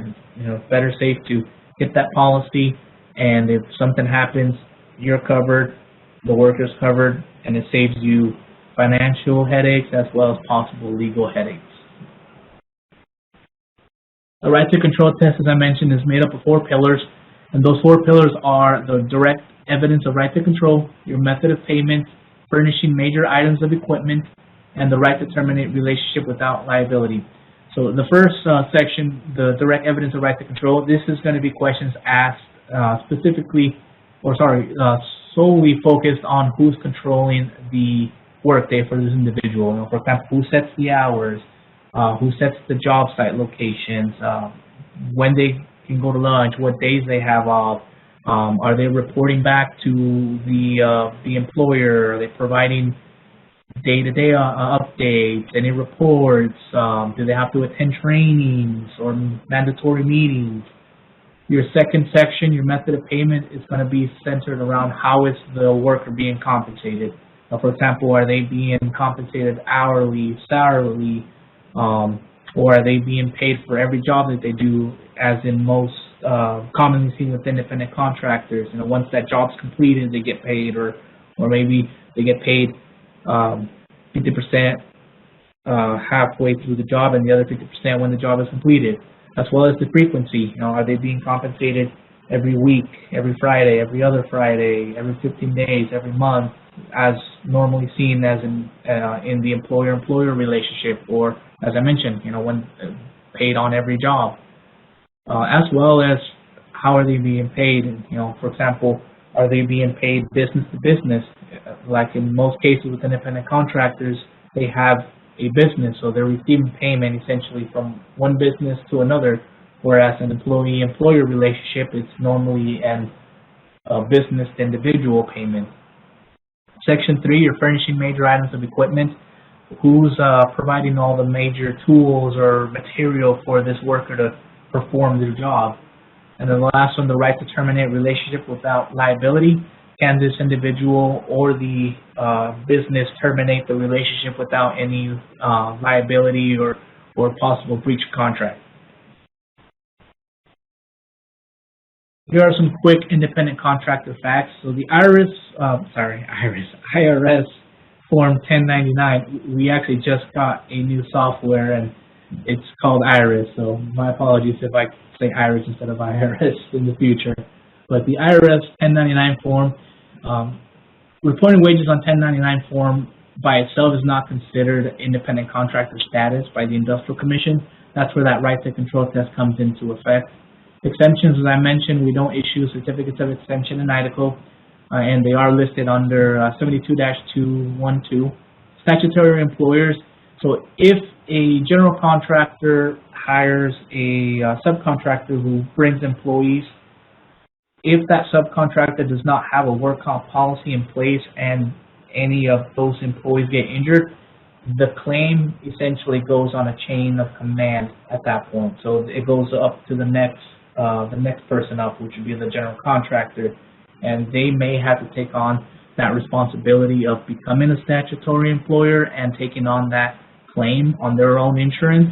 However, if any penalties are to be issued for violations of work comp policy or lack of coverage in this case, they would be issued to the business that has the employees and was out of compliance.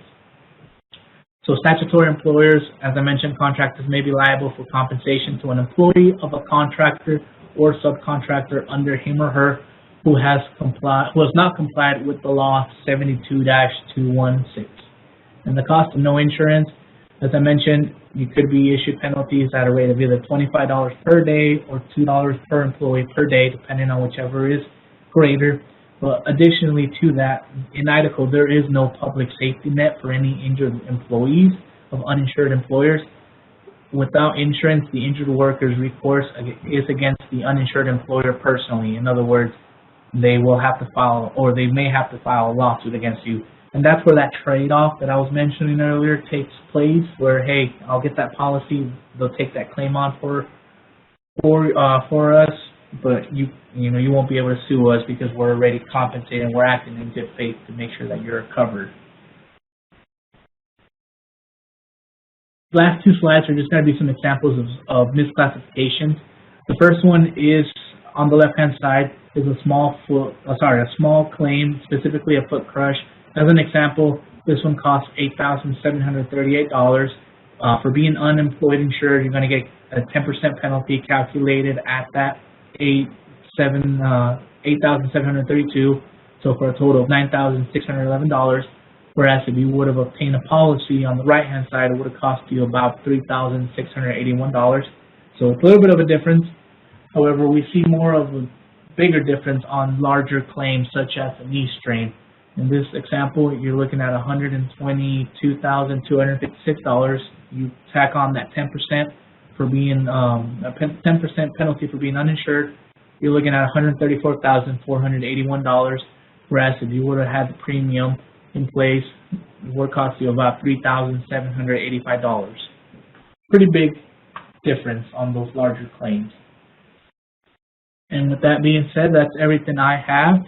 If you have any questions, our contact information is right there. Otherwise, it's a pleasure to be able to present to you. Good afternoon, everyone. Thank you for attending.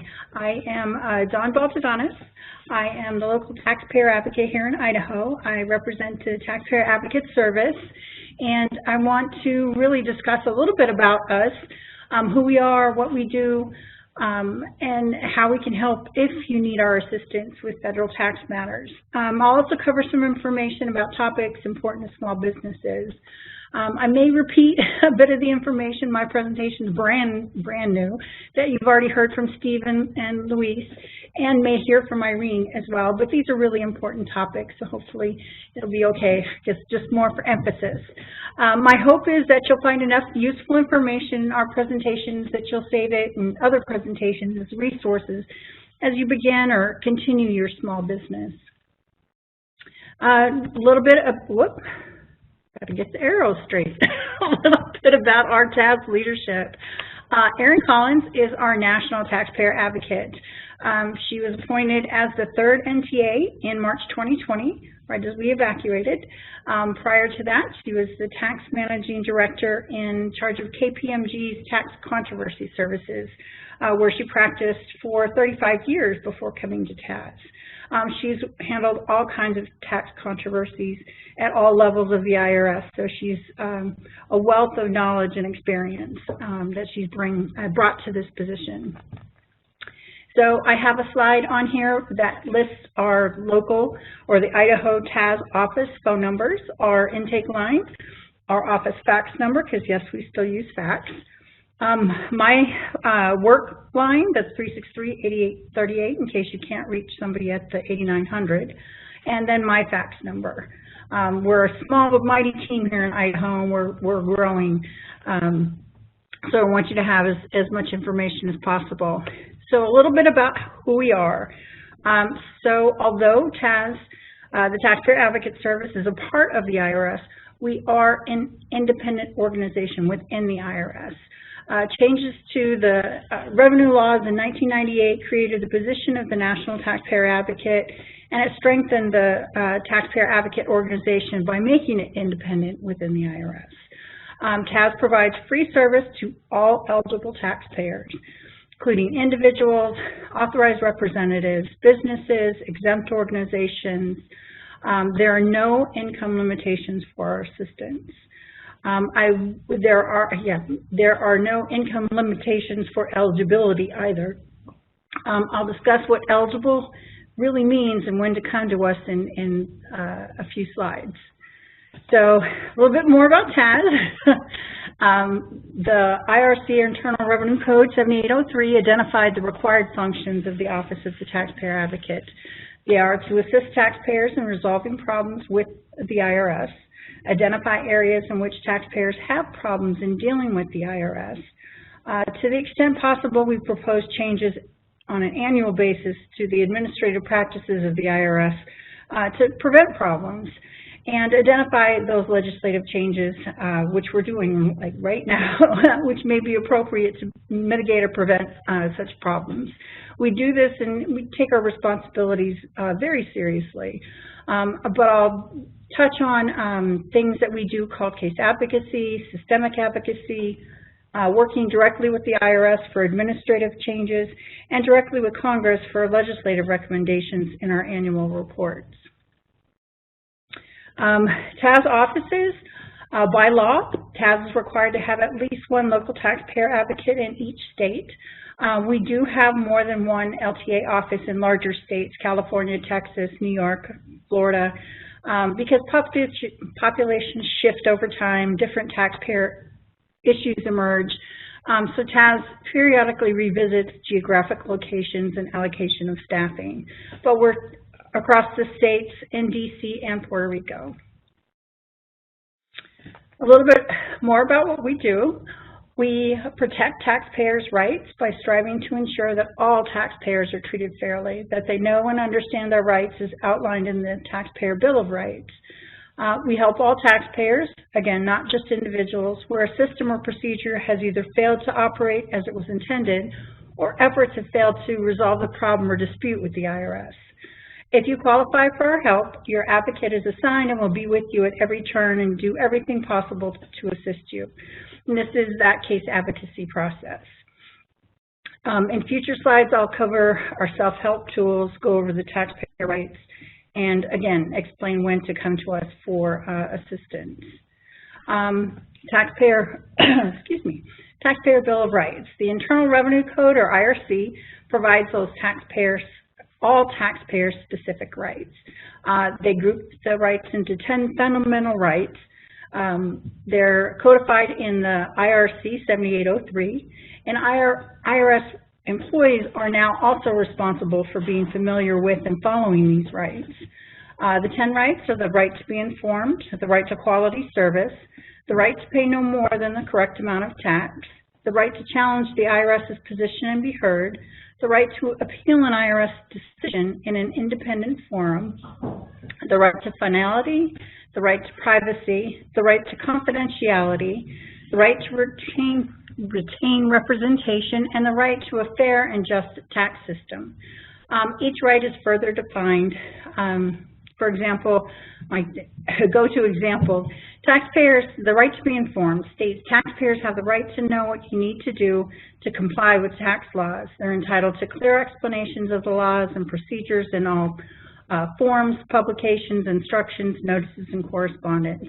They have the right to be informed of IRS decisions about their tax accounts and receive clear explanations of the outcomes.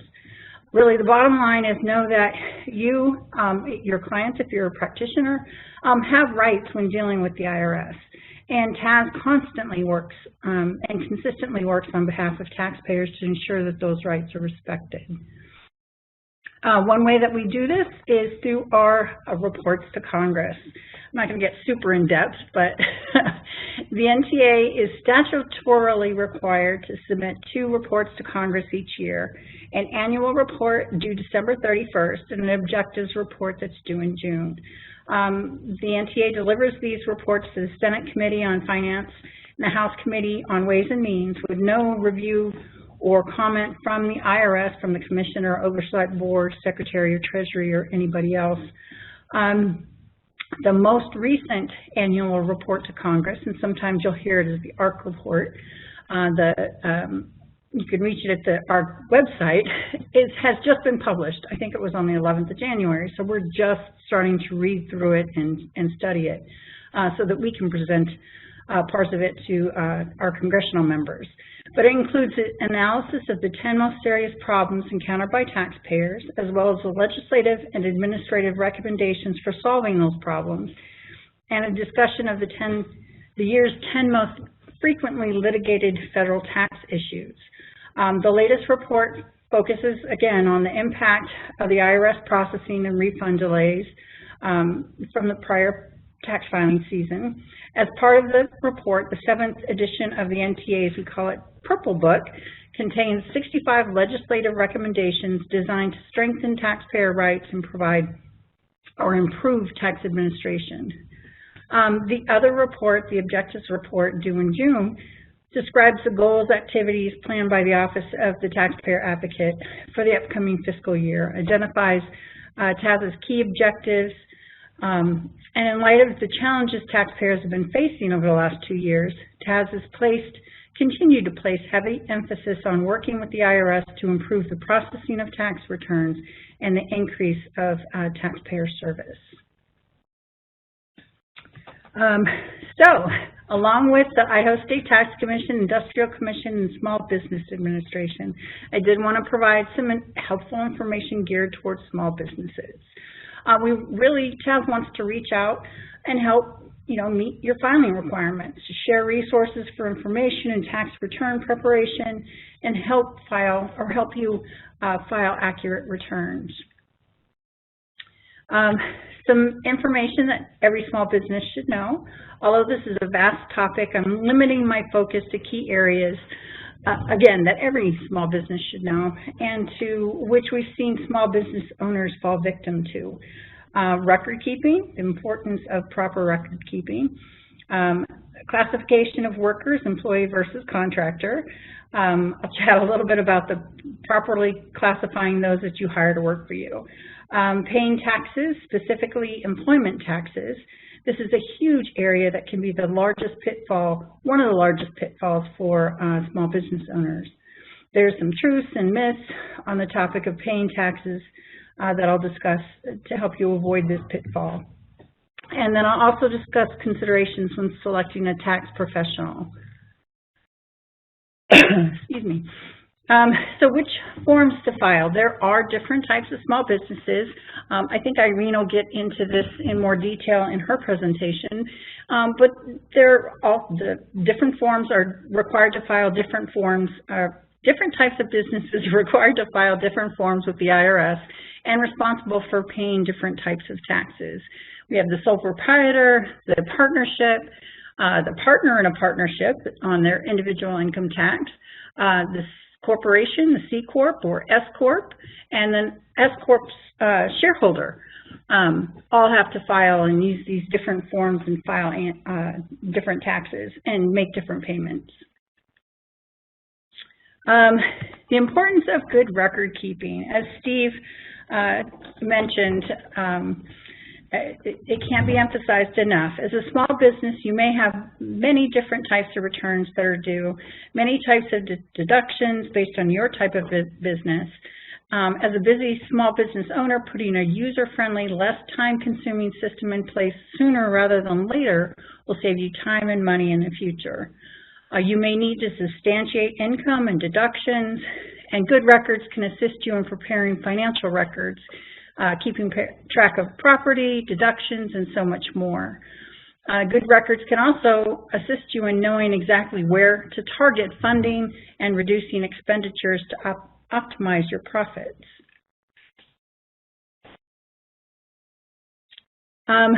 So, per the IRS, you may use any type of system that works for you and your business to maintain proper records for your income and expenses. In a few rare instances, the law does dictate the type of record-keeping system you put in place.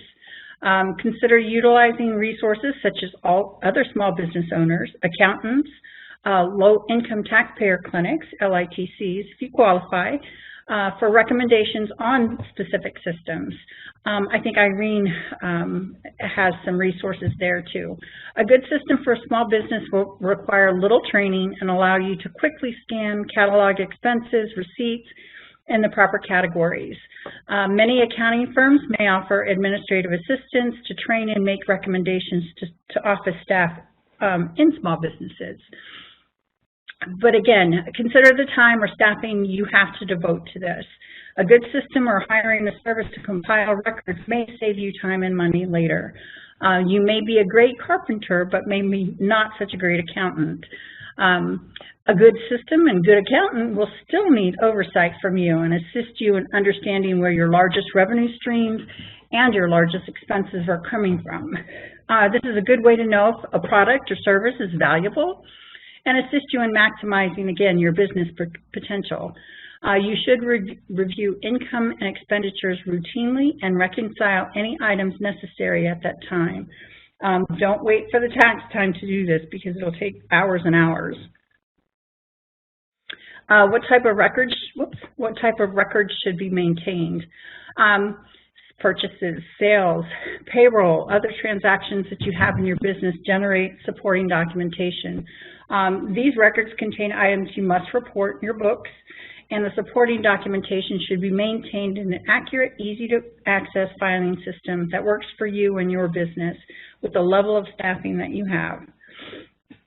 Some common examples of records to keep include receipts by date, what they are for, bills with the name of who paid, how much, the service.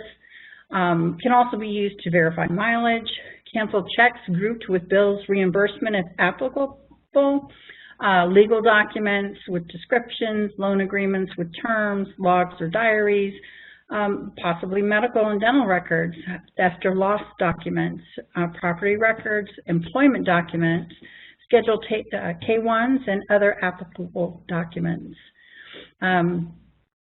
Again, the support for the business deduction should be kept on a routine basis, generally daily, but at least weekly. You should provide adequate information that shows an exact amount of income or expense. It can be kept electronically or in a written format, but should be overseen or accessible to at least one other person for purposes of continuity. This should be based on invoices, receipts, account statements, and other business papers, and should be organized for easy retrieval. In the absence of adequate books and records to reflect income and expenses, bank statements and canceled checks may be used to reconstruct income. The best opportunity to report income and expenses is when your return based on good supporting documents is timely filed. So a little bit about gross receipts. Gross receipts are the income you receive from your business. You should keep supporting documents, as I said before, that show the amounts and sources of your gross receipts. Documents that show that gross receipt income include the following: cash register tapes, bank deposit slips, receipt books, invoices, credit card charge slips. It could be electronic too. Forms 1099 miscellaneous, Forms 1099 NEC, non-employee compensation, but some TAS tips regarding those gross receipts.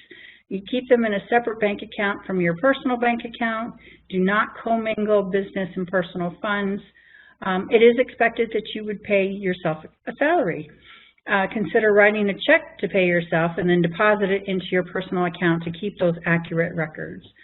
Categorize documents electronically with a paper backup in specific categories. Folders or envelopes is another good method to use to be able to verify and access them later. A little bit about inventory is any item that you buy and resell to customers. I think Steve talked about a lot about this. If you're a manufacturer or producer, this includes the cost of all raw materials or parts purchased for manufacture into the finished products. Your supporting documents should show the amount paid and that the amount was for inventory. Documents reporting the cost of inventory include canceled checks, again, cash register receipt tapes, credit card sales slips, invoices. These records will help you determine the value of your inventory at the end of the year. An IRS publication, 538, Accounting Periods and Methods, it provides more information for methods of valuing your inventory. Not all businesses, of course, have inventory. Some perform personal services. And then a TAS tip regarding inventory, though, is best not to use business inventory for personal purposes. If you must use business inventory, then keep very good records of the inventory that you use and take out personally, what it is, the dates it was pulled out from inventory, etc. I think Steve touched a little bit more. Merchandise withdrawn from sale. If you withdraw merchandise for your personal or family use, you must exclude this cost from the total amount of merchandise that you bought for sale. You do this by crediting the purchases or sales accounts with the actual cost of merchandise that you withdraw for personal use. You must also change the amount to your drawing account. And the drawing account is considered a separate account that you should keep to record the business income you withdraw to pay for personal and family expenses. You also use it to record withdrawals of merchandise for personal or family use. It's also known as a withdrawals account or personal account. A little bit about expenses. Of course, these are the costs that you incur other than the cost of inventory to carry on your business. Your supporting documents should show the amount paid and that the amount was for a business expense. Documents for expenses include the following: canceled checks, cash register tapes, account statements, credit card sales slips, invoices, petty cash slips for small cash payments. A few more TAS tips. Do not pay personal expenses, again, with your business gross receipts. Pay personal expenses from your personal bank account. We see a lot of issues with exams and commingling. There are tax return line items that may be legitimate business expenses. However, they still could be questioned by the IRS. These include large purchases and not much income reported, items that do not appear to be related to the business. I think Steve mentioned using a Lamborghini to deliver goods. Larger utility bills with a home office deduction. Paying family members, paying expenses for family members. While it's not illegal, they may raise some flags with the IRS. Some items not reflected on your income tax return may still be questioned by the IRS. Some of those having basic living expenses that are greater than the income reported for rent, mortgage, utilities, groceries, a car note, insurance. Other leisure expenses greater than the income reported. You know, you're living beyond your means, clothes, jewelry, memberships, box seats, extravagant vacations, etc. So how long to keep records? The assessment statute for tax you owe federally is generally 3 years from the date that you file the return or the due date if you do not file. The assessment statute for tax on income that you do not report is 6 years if it's more than 25% of the gross income shown on the return, or it's attributable to foreign financial assets and is over $5,000. The refund limitation statute is 3 years from the due date of the return or 2 years from the date that you pay the tax, whichever is later. The period for filing a claim for overpayment resulting from a bad debt deduction is 7 years from when the return was due. For this reason, for federal, the general rule of thumb is to retain records for at least 6 years. I think that was a little bit longer than with the state. So burden of proof. The responsibilities to substantiate entries, deductions, statements made on your tax return is known as that burden of proof. You must be able to prove certain elements of expenses and deductions to deduct them. A lack of knowledge will not be an excuse if you're called on to substantiate income, expenses, or credits. The IRS and courts consider deductions a legislative grace. Found that interesting. Some deductions are results of expenses incurred by a business and reported to the IRS on tax returns, both personal and business. The taxpayer may be required to prove they're entitled to a deduction. In an audit, the IRS determination is presumed correct if there are no clear supporting records. That's why I go back to the record keeping is so important. If a taxpayer contests an IRS determination, which you have that right to, of income and expenses, the taxpayer must prove that the IRS's determination is incorrect. And usually that's by providing those supporting documentations. Be aware of deductions that are allowable and which ones are not. These deductions may change from year to year and with each Congress. The most reliable source for deductibility of expenses is through your CPA, attorney, enrolled agents, as these individuals are required to keep abreast of changes in the law and keep educated on them. Be certain that all your deductions can be supported before you sign your tax return if somebody else is preparing it. So just a couple more record-keeping tips. Keep gross receipts in a separate bank account from your personal bank account. It's best not to use personal or business inventory for personal purposes. Do not pay personal expenses with business gross receipts. Pay personal expenses from your personal bank account. Keep them separate. For corporations, it's expected that you will pay yourself a salary. Write a check from the business account and deposit it into your personal account. We'll talk a little bit about employment taxes. I think Steve touched on this just a bit too. The law states that when you make payroll, that you had funds available to make gross payroll, not just the net amount. There are significant penalties for failure to deposit, failure to file, and or pay employment taxes. Many employers make the mistake of only paying the net payroll or the portion that the employee receives. This, unfortunately, has been a downfall of many small business owners. When making payroll, the employer is responsible for their portion of the payroll taxes and the employee's portion of the payroll taxes. Failure to submit either of these amounts to the IRS can, again, result in significant penalties.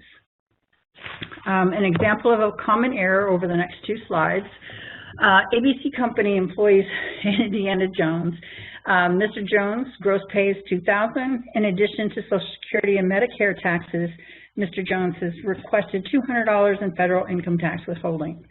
Error 1, ABC Company only ensures that they have $1,647 to make payroll. Error 2, ABC Company has not yet considered its portion of Mr. Jones' employment tax. This calculation only considers the employee's share of the employment taxes. But in addition to the employer's share, the employer, you as a small business owner, are required to pay the other half of the Social Security and Medicare taxes, plus other employment taxes that are required by law. So at a minimum, the business is required to have $2,153 to properly make payroll. I think it shows this on this next slide. To properly make the payroll, ABC Company is required to have all those funds related to Mr. Jones' salary as shown. IRS has an electronic system for business owners to use to make the required tax deposits. It's called the Electronic Federal Tax Deposit System, or EFTPS, or TDS, excuse me. The Electronic Federal Tax Payment System must be used to make federal tax deposits. A 10% penalty will be assessed if EFTPS is not used when it's required. Businesses are pre-enrolled when issued a new EIN number. You can see publication 4275 for more information on that. And there's also, business can also enroll at the www.eftps.gov. Businesses can make same-day deposits and wire transfers. A little bit to set up, but very convenient to use after that. But it's using the EFTPS is the most efficient way to ensure timely payments and receipt of federal tax deposits. It also helps somebody avoid penalties. And speaking of penalties, I'll discuss the penalty that every small business owner needs to know about, the trust fund recovery penalty. The trust fund recovery penalty, or TFRP, is a penalty equal to 100% of the tax withheld from employees' wages or salaries. TFRP penalties may be assessed against any person who is responsible for collecting or paying withheld income and employment taxes, or for paying collected excise taxes, and who willfully fails to collect or pay them. In this instance, just a quick note, the excise taxes include fuels taxes, environmental taxes, communications, air transportation taxes, and some other taxes. There's Pub 510 for more information on the excise taxes. But the trust fund recovery penalty, who is responsible for it? A responsible person is considered a person or group of people who has the duty to perform and the power to direct the collecting, accounting, and paying of trust fund taxes.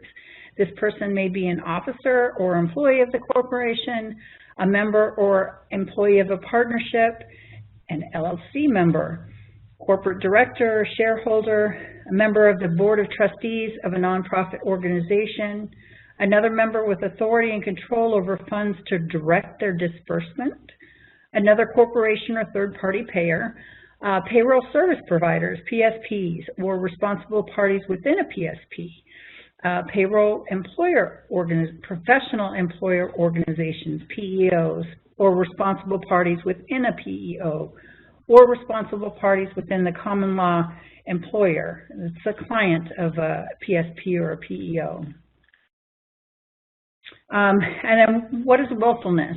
For willfulness to exist, the responsible person must have been or should have been aware of the outstanding taxes and either intentionally disregarded the law or was plainly indifferent to its requirements. No evil intent or bad motive is required for willfulness. How to avoid it?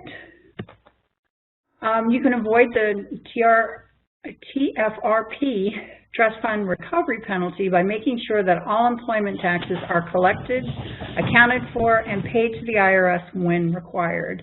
Make your tax deposits and payments on time. There is a lot of additional information on employment taxes in Pub 15, the Employer Tax Guide, and Form 941, the employer's quarterly federal tax return. So I'm going to touch a little bit, as Steve and Luis mentioned in their presentations, and Irene will talk about a little bit. Various factors are considered when determining the classification of a worker. A few are listed on my chart. I think Steve and Luis provided more information, but a business might pay an independent contractor and an employee for the same or similar work, but there are key legal differences between the two. It's very critical for business owners to correctly determine whether the people providing services are employees or are independent contractors. So some of this bears repeating. For IRS purposes, the degree of control, behavior and financial control, and the independence of this relationship may be looked at. Behavior control just covers facts and that show if the business has a right to direct or control what work is accomplished and how the work is done through instructions, training, or other means. Financial control covers facts that show if the business has a right to direct or control the financial and business aspects of the worker's job, which include the extent to which the worker has unreimbursed business expenses, the extent of the worker's investment in the facilities or tools used in performing the services, the extent to which the worker makes his or her services available to the public, how the business pays the worker, to the extent which the worker can realize a profit or incur a loss, and then relationship to the parties. Covers facts that show the type of relationship that the parties had. This includes written contracts, oral agreements describing the relationship the parties intended to create, whether the business provides the worker with employee-type benefits, insurance, pension plan, vacation pay or sick pay, the permanency of the relationship, and the extent to which services performed by the worker are a key aspect of the regular business of the company. Always, if the facts and circumstances aren't clear, written contract is a good source that details both business and worker intentions. So I'm going to switch a little bit. Selecting a tax professional. There are various types of tax return preparers, including certified public accountants, enrolled agents, attorneys, and many others who don't have a professional credentials. You may expect your preparer to be skilled, or you should expect your preparer to be skilled in tax return preparation and to accurately file your income tax return. You trust him or her with your most personal information. They know about your marriage, your income, your children, your Social Security numbers, the details of your financial life. Most tax return preparers provide outstanding and professional tax service. However, each year some taxpayers are hurt financially because they choose the wrong tax preparer. So when selecting a tax professional, you always want to check the preparer's qualifications, check the preparer's history, ask about service fees, ask to e-file, make sure the preparer is available, provide records and receipts. A couple additional ones to remember: never sign a blank tax return. Review your return before you sign it. Obtain a copy of it. Review details about any refund, including bank account information. Ensure the preparer signs and includes their preparer taxpayer identification number, or PTIN. For more information, IRS, the two links, irs.gov, the tips to help people choose a reputable tax preparer, are always good to read through. And then be aware of ghost preparers. They don't sign returns, or preparers that suddenly show up and disappear shortly after they've prepared returns. Usually in vulnerable communities this occurs. So the next couple slides list some of the publications on the IRS website that may be very helpful for small businesses and self-employed taxpayers. Your rights as a taxpayer, your federal income tax. Pub 17 is always handy to have every year. The Pub 334, tax guide for small businesses. Of course, the business expenses, the 535. If you're a corporation, the 542 would be helpful. 583, starting a business and keeping records. And then a gig economy and your taxes, things to know there. On the next slide, there's some additional resources, the irs.gov. This slide lists 24/7 small business resources that you have access to whenever you might need to. So if the links on the handout aren't live, on irs.gov, just search small business or self-employed. And there's a small business and self-employed tax center, has forms and pubs and other kinds of information. There's also small business tax workshop videos available 24/7. These are a different website. It's irsvideos.gov, but I think on the irs.gov there are links.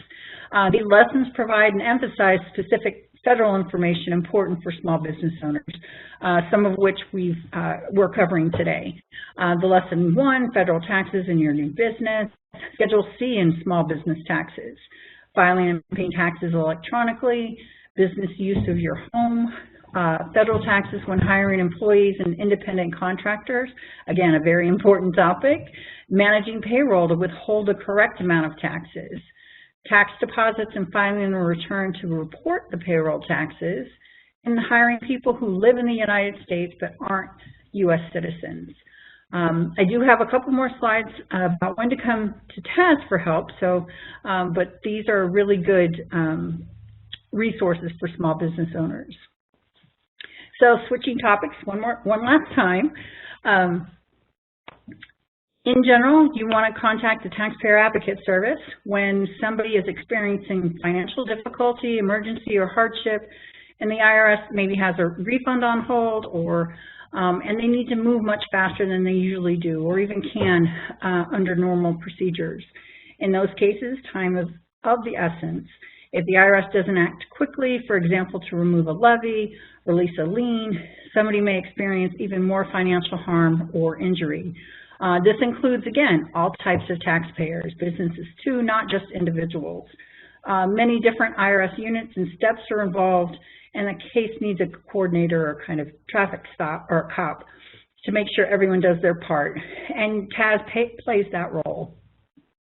Somebody has tried to resolve a problem through normal IRS channels, but those channels have broken down. We saw that happen over the last 2 years with COVID and the pandemic.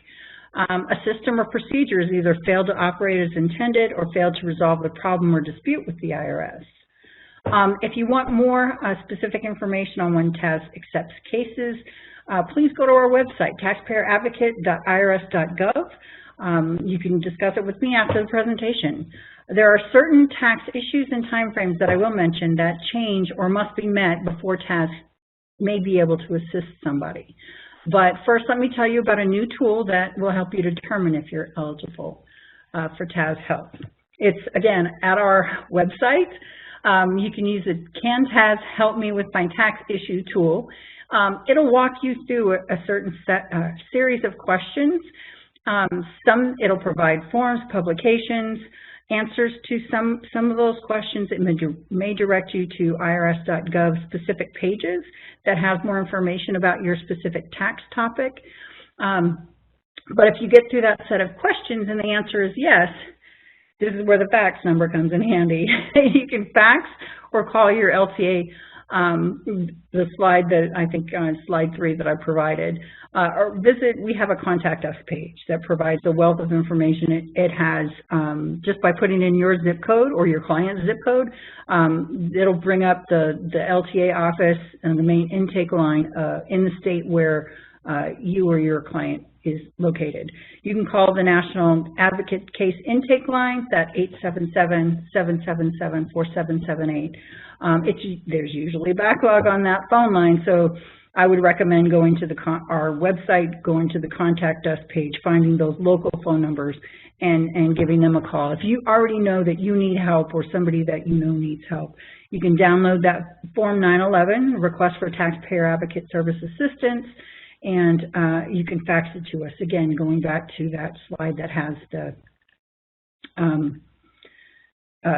fax numbers on it at the beginning of the presentation.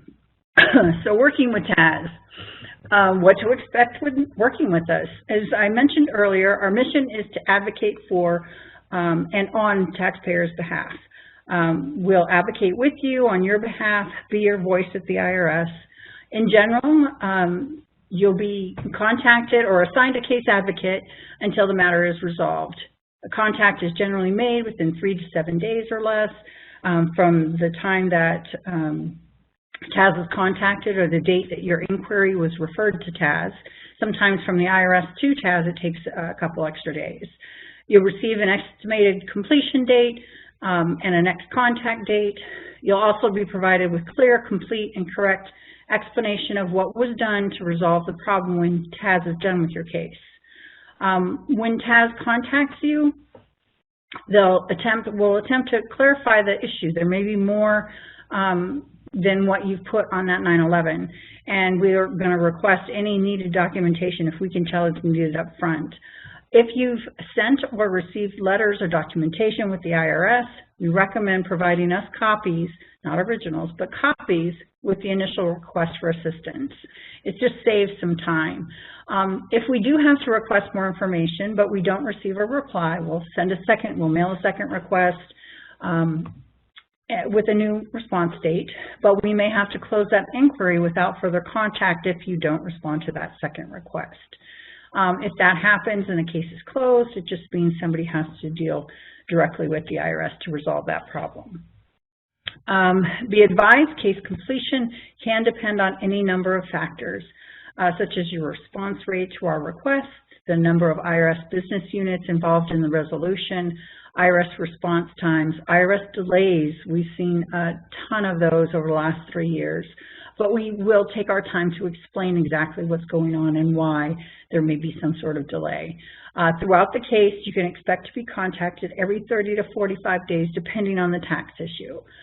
Your case advocate will let you know of any expected next contact date.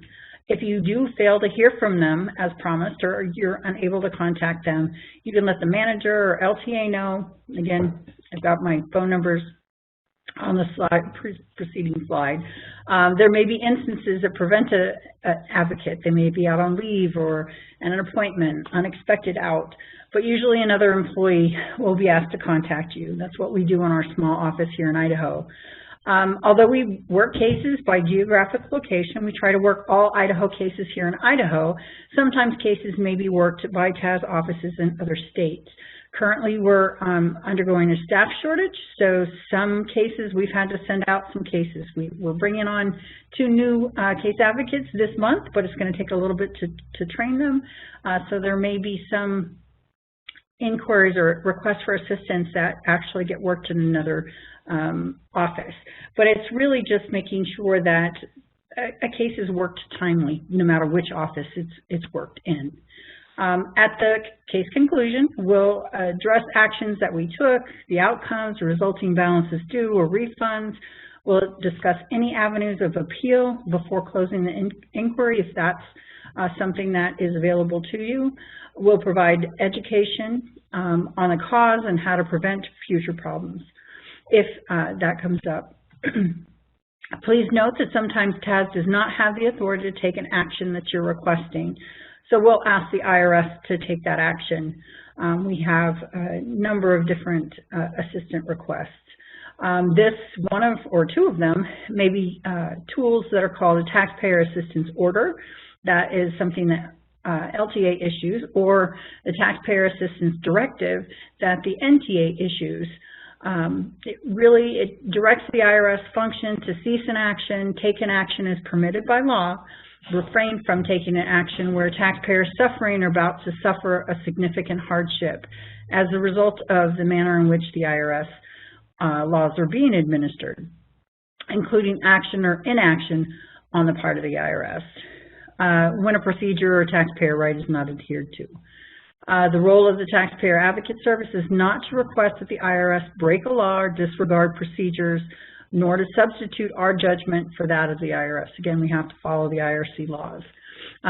Please remember, TAS never charges a fee. There are other services out there that do so, and they try to act like they're TAS, but they're not. If they charge a fee, they're not us. Our services are always free. Before I conclude, I'm going to touch on 2 of our programs that we sponsor. Our low-income taxpayer clinics, LITCs, are independent again from the IRS. They're also independent from TAS, but they represent individuals whose income is below a certain level and who need to resolve tax problems with the IRS. They can represent taxpayers in audits, appeals, tax collection disputes before the IRS and in tax court. They can provide information about taxpayer rights and responsibilities in different languages for individuals who speak English as a second language. Their services are offered for free or a small fee based on income levels. For more information about the LITCs, there's a page on irs.gov. You can just search LITC and it'll bring up the taxpayer, low-income taxpayer clinic. Unfortunately, right now we only have one in Idaho, in Twin Falls, but they do an outstanding job of helping numerous taxpayers. Another taxpayer TAS program is our Taxpayer Advocacy Panel. It's an independent panel of citizen volunteers. Taxpayers have an opportunity to provide direct input to the IRS through the TAP, or Taxpayer Advocacy Panel. The volunteers listen to taxpayers, identify taxpayer issues, make suggestions and recommendations for improving IRS service and customer satisfaction. They really do make a huge difference. Their website, improvedirs.org, is something to go to. If you or someone you know has ideas on positive changes that the IRS should make, speak up, contact TAP, and share your comments, suggestions, ideas on improving the IRS. I do mention this one because Idaho currently does not have a TAP member, so we're looking for one. Around March or April, it's a volunteer announcement, but it's done through USA Jobs. But if you or someone you know is interested, keep your eyes open for the recruitment messages. TAP website, TAS's website, our social media sites. But the TAP members, it's a volunteer 3-year term. They may work with sensitive but not taxpayer-specific information, but they have to be a U.S. citizen, be current with his or her federal tax obligations, be able to commit 200 to 300 hours during the year, and pass a federal background check due to the sensitive nature of some of this work. Again, if you know somebody who fits that, then definitely head them over to the improveirs.org. And be on the lookout for those job announcements or volunteer announcements. So if you want to know even more, we are on Twitter, on Facebook. We have the NTA blog, which I highly recommend. I know I've covered a lot of information. If you remember nothing else from today's presentation, please remember that the Taxpayer Advocate Service is your voice at the IRS. For more information, you can visit our website, taxpayeradvocate.irs.gov. Help us spread the word. Tell your friends, family, anyone else who might need help with an IRS federal tax-related issue to go to our website and see if they qualify for tax assistance or TAS assistance. And thank you all. I'll turn it back over to Steve for attending today. I appreciate it. Thanks, Don. I like the new presentation. It's very nice. Yeah, I like it too. Yeah. Any questions from anybody? As I mentioned at the beginning, Irene couldn't make it, so it's just us 3 today. But does anybody have any questions? If not, then we are going to be done for today. Scott has a question. Okay.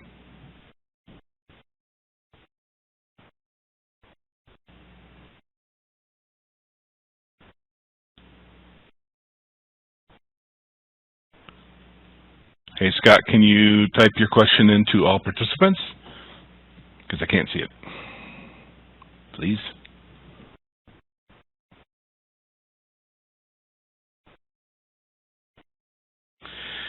Oh, are LLCs and LPs considered partnerships for the types of forms filed? Oh, I used to know the answer to this. I don't believe it has anything to do with real tax structure. I will write this down and find out. LLPs, LLCs. Gordon would know this, but I don't think he's on. I sort of know that. Yeah, okay. So it really depends on how an LLC or LP, what their election is the first time that they file. There's more information on the irs.gov, but it really is dependent on how the LLCs are set up at the beginning to see, because you have single member LLCs that file Schedule Cs, so not all of them are filing partnerships. Thanks. Can 941 reports be done online, or do they have to be mailed to the IRS? They are continuing to expand a lot of online options. So that one would be one that I would have to look up. I know we were just talking about that on an earlier call about the expansion. So at this time, I would have to look it up. So I would say irs.gov and then just pop in 941 on the search screen and you should be able to get your answer. All right, well, I'm going to stop this recording.